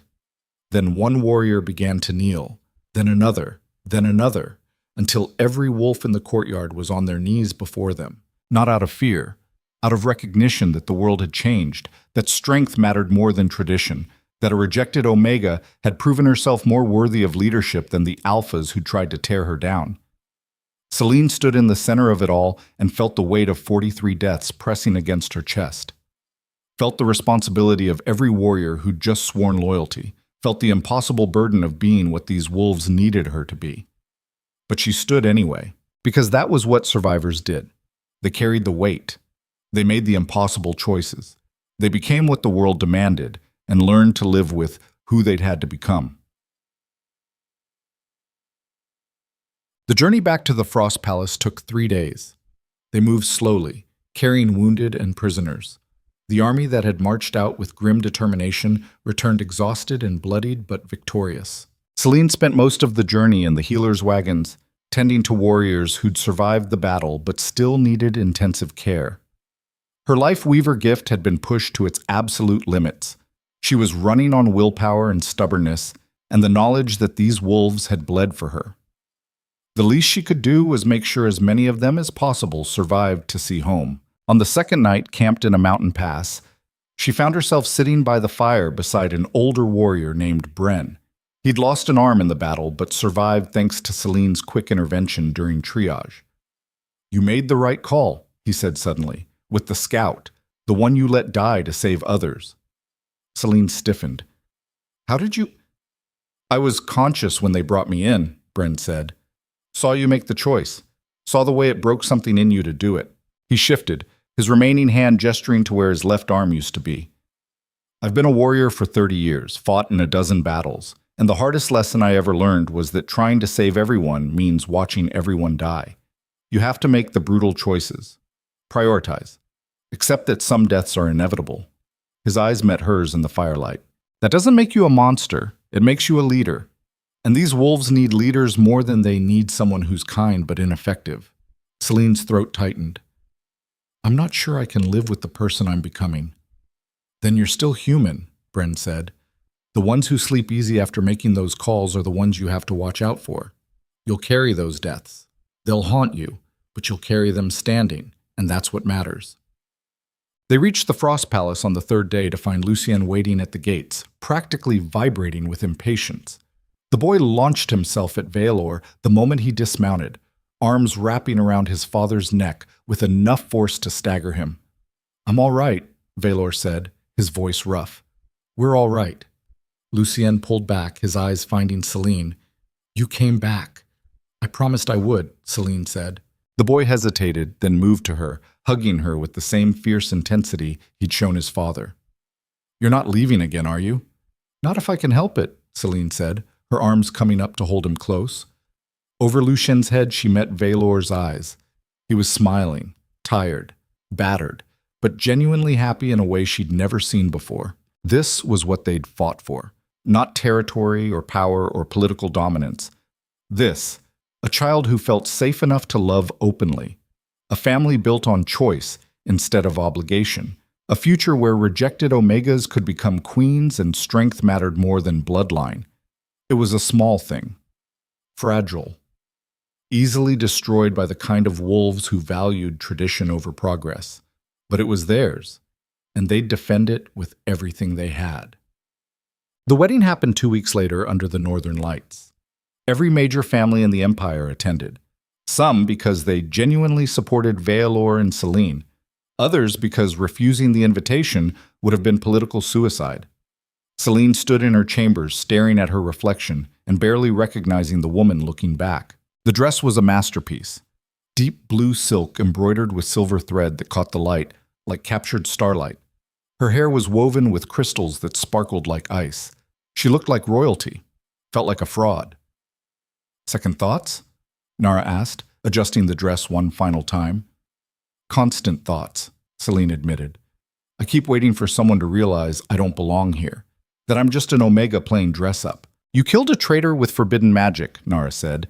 You made triage decisions that saved an army. You stood on ramparts and watched executions without flinching. If that's playing dress-up, I'd hate to see you when you're serious. She stepped back, studying Selene critically. You're not the woman who stumbled into this palace 4 months ago. You're not even the woman who rode to war 2 weeks ago. You're someone new, someone stronger, or someone broken, Selene said quietly. Both, Nara said, and that's all right. The world breaks everyone. What matters is what you build from the pieces. A knock at the door. Kira stepped in, her formal armor polished to a mirror shine. It's time. Selene took a deep breath. Then let's go make me a queen. The ceremony took place in the palace's great hall, beneath windows that showed the aurora borealis dancing across the sky. Hundreds of wolves packed the space. Nobles and warriors, alphas and omegas, families that had supported them and families that had tried to destroy them. All of them watching as Selene Veyra walked down the aisle toward the man who'd chosen her when the world said she was worthless. Veilor stood at the altar in formal regalia, his eyes never leaving hers. Beside him, Lucien held the ceremonial crown, his expression serious beyond his years. The officiant spoke words about bonds and duty and the sacred responsibility of leadership. Selene barely heard them. She was too focused on Veilor, on the man who'd seen her at her lowest and believed she could rise higher. Do you, Veilor Drucker, King of the Northern Empire, take this woman as your mate and Luna Queen? I do, Veilor said. His voice carried across the silent hall. And do you, Selene Veyra, accept this bond and all the responsibilities it carries? Selene thought about Marcus, about rejection and broken wrists and 3 months of bleeding in the snow, about the woman she'd been and the woman she'd become. I do, she said. The bond between them blazed, completing a connection that had started in a frozen forest with a dying king and a healer who refused to let him die.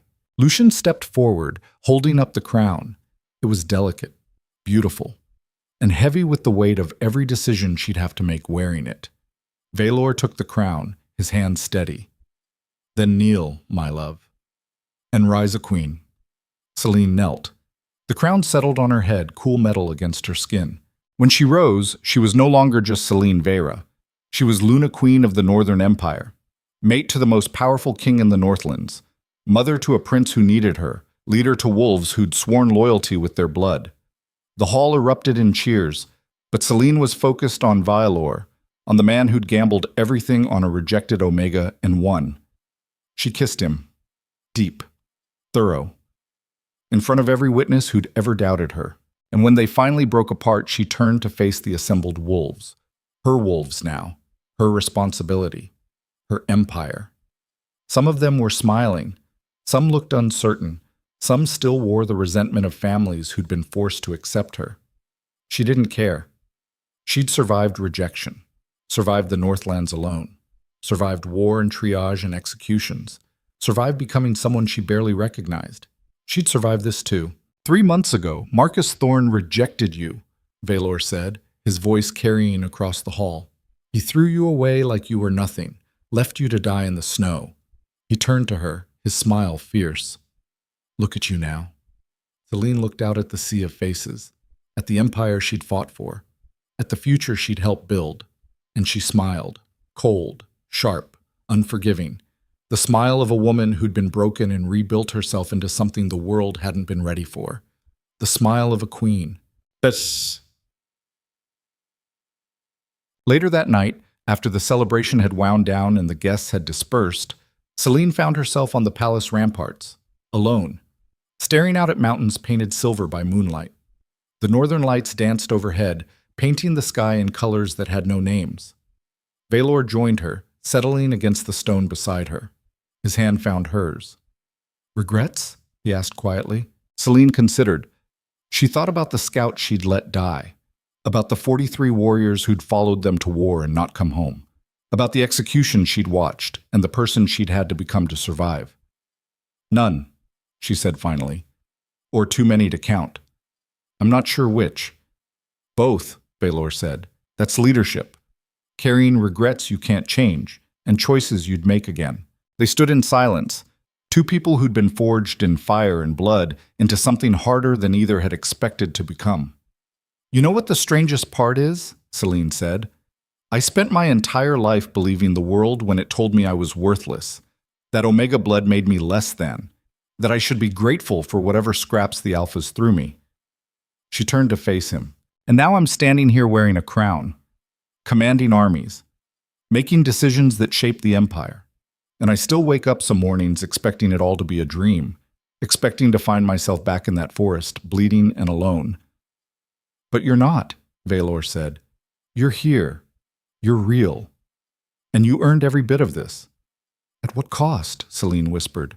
"At whatever cost necessary," Valor said, "because the alternative was dying in the snow, was letting Marcus Thorne's rejection define you, was accepting that the world was right when it said you didn't matter." His hands framed her face, tilting her head back so their eyes locked. "You matter, Selene. You always did. It just took the world a while to notice." Selene's eyes burned. "I love you." "I know," Valor said. "And I love you. Even the parts of you that scare me. Even the parts you're still learning to live with." Below them, the palace was settling into night. Their empire. Their responsibility. Their future. Selene leaned into Valor's warmth and let herself feel the weight of everything they'd built. Every sacrifice. Every impossible choice. Every death they'd carry for the rest of their lives. It was heavy. Brutal. Sometimes unbearable. But it was theirs, and that was enough. 3 months later, Selene stood in the healer's wing, teaching a new generation of medical students the techniques she'd developed during the war. The triage line had become standard protocol across the Empire, saving more lives than the old methods ever had. But it still required making impossible choices. Still meant watching some warriors die so others could live. The students struggled with it. She could see the conflict in their eyes, the desire to save everyone running headlong into the reality that trying to save everyone meant watching everyone die. You'll carry the ones you can't save, Selene told them. Every face, every name, every moment you had to choose who lived and who died. That weight never gets lighter. She met each of their eyes in turn. But you'll carry them standing, because that's what healers do. We don't just mend bodies. We make the brutal choices that keep armies functioning. We become the kind of people who can look death in the face and decide who deserves a chance at life. A young Omega student raised her hand. How do you live with it? The guilt? You don't, Selene said honestly. You just learn to function despite it. You find people who understand. You hold on to the lives you saved instead of drowning in the ones you lost. And you remember that every warrior who survives because of your triage decision is someone who gets to go home. She thought about Bren, about the scout, about the 43 who'd died, and the 117 who'd lived because of choices she'd made in seconds. It's not enough, Selene said quietly. It's never enough. But it's what we have. So we do our best and carry the rest. The students nodded, their expressions grim but determined. They'd learn, the way she had. Through blood and impossible choices and nights spent staring at the ceiling wondering if they'd become monsters. But they'd learn standing, because that was what survival meant. Teeth. That evening, Selene found Lucien in the library again. He was older now, growing fast, already showing signs of the king he'd someday become. Reading about war again, she asked, settling into the chair beside him. Reading about peace, Lucien corrected. About how empires rebuild after conflict, how to turn enemies into allies. Smart, Selene said. Your father could use more advisors who think that way. Lucien looked up at her. Do you ever wish things had been different? That you'd never been rejected? Never had to fight? Selene considered. Every day, she admitted. I wish I'd never known what it felt like to have my wrist broken by someone who swore to protect me. I wish I'd never had to learn how to make triage decisions. I wish I could sleep through the night without seeing the faces of warriors I couldn't save. But if things had been different, I'd still be in the Blood Moon Pack. Still believing I was worthless. Still accepting scraps and calling it enough. Selene's voice hardened. I wouldn't have met your father. Wouldn't have you. Wouldn't have learned that I'm capable of more than I ever imagined. She reached over, ruffling his hair. Pain shapes us, breaks us, forces us to rebuild into something stronger or crumble entirely. I chose to rebuild. And yeah, some days that choice feels impossible. But it's mine, and I'm proud of it. Lucien was quiet for a moment. When I'm king, he said finally, I want to build an empire where Omegas don't have to nearly die to prove they're valuable. Then you'll be a better king than most, Selene said. Just remember that change takes time, and sometimes it takes violence. The world doesn't give up power easily. I know, Lucien said. You and father taught me that. Dimpig. Under the northern lights, 1 year after the wedding, Selene stood on the palace ramparts with Veilor. The empire was stable. The eastern families had learned their lesson. New alliances had been forged in the aftermath of war. But the cost of that stability was written in scar tissue, and sleepless nights and the weight both of them carried. Do you think we made the right choices? Veilor asked quietly. I think we made the only choices we could live with, Selene said. Whether they were right or wrong, history will decide. She leaned into him, feeling the solid warmth of his presence. We're not perfect. We've made mistakes, lost people, become harder than we ever wanted to be, but we're still standing, still fighting for something better. And that has to count for something. It counts for everything, Veilor said.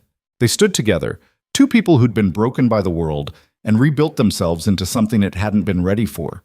A rejected Omega who'd become a queen, a patient king who'd learned when to stop compromising, a family forged in blood and magic and impossible choices.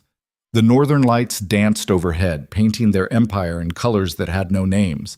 And Selene Veyra, Luna Queen of the Northern Empire, looked out at the future they'd fought for and smiled. Not the cold, sharp smile of a weapon, but the quiet, genuine smile of someone who'd survived what should have killed her and learned to build something beautiful from the ruins. The end. They say an Omega without a mate is nothing but dead weight waiting for the grave. I used to believe that lie. Then I got rejected, left bleeding in the snow, and decided that survival was just the beginning.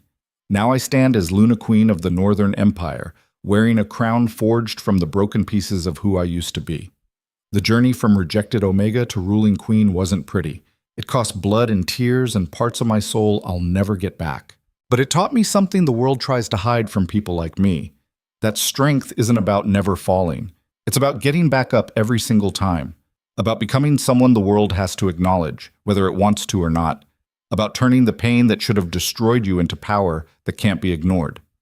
I am Selene Veyra, and this is my story.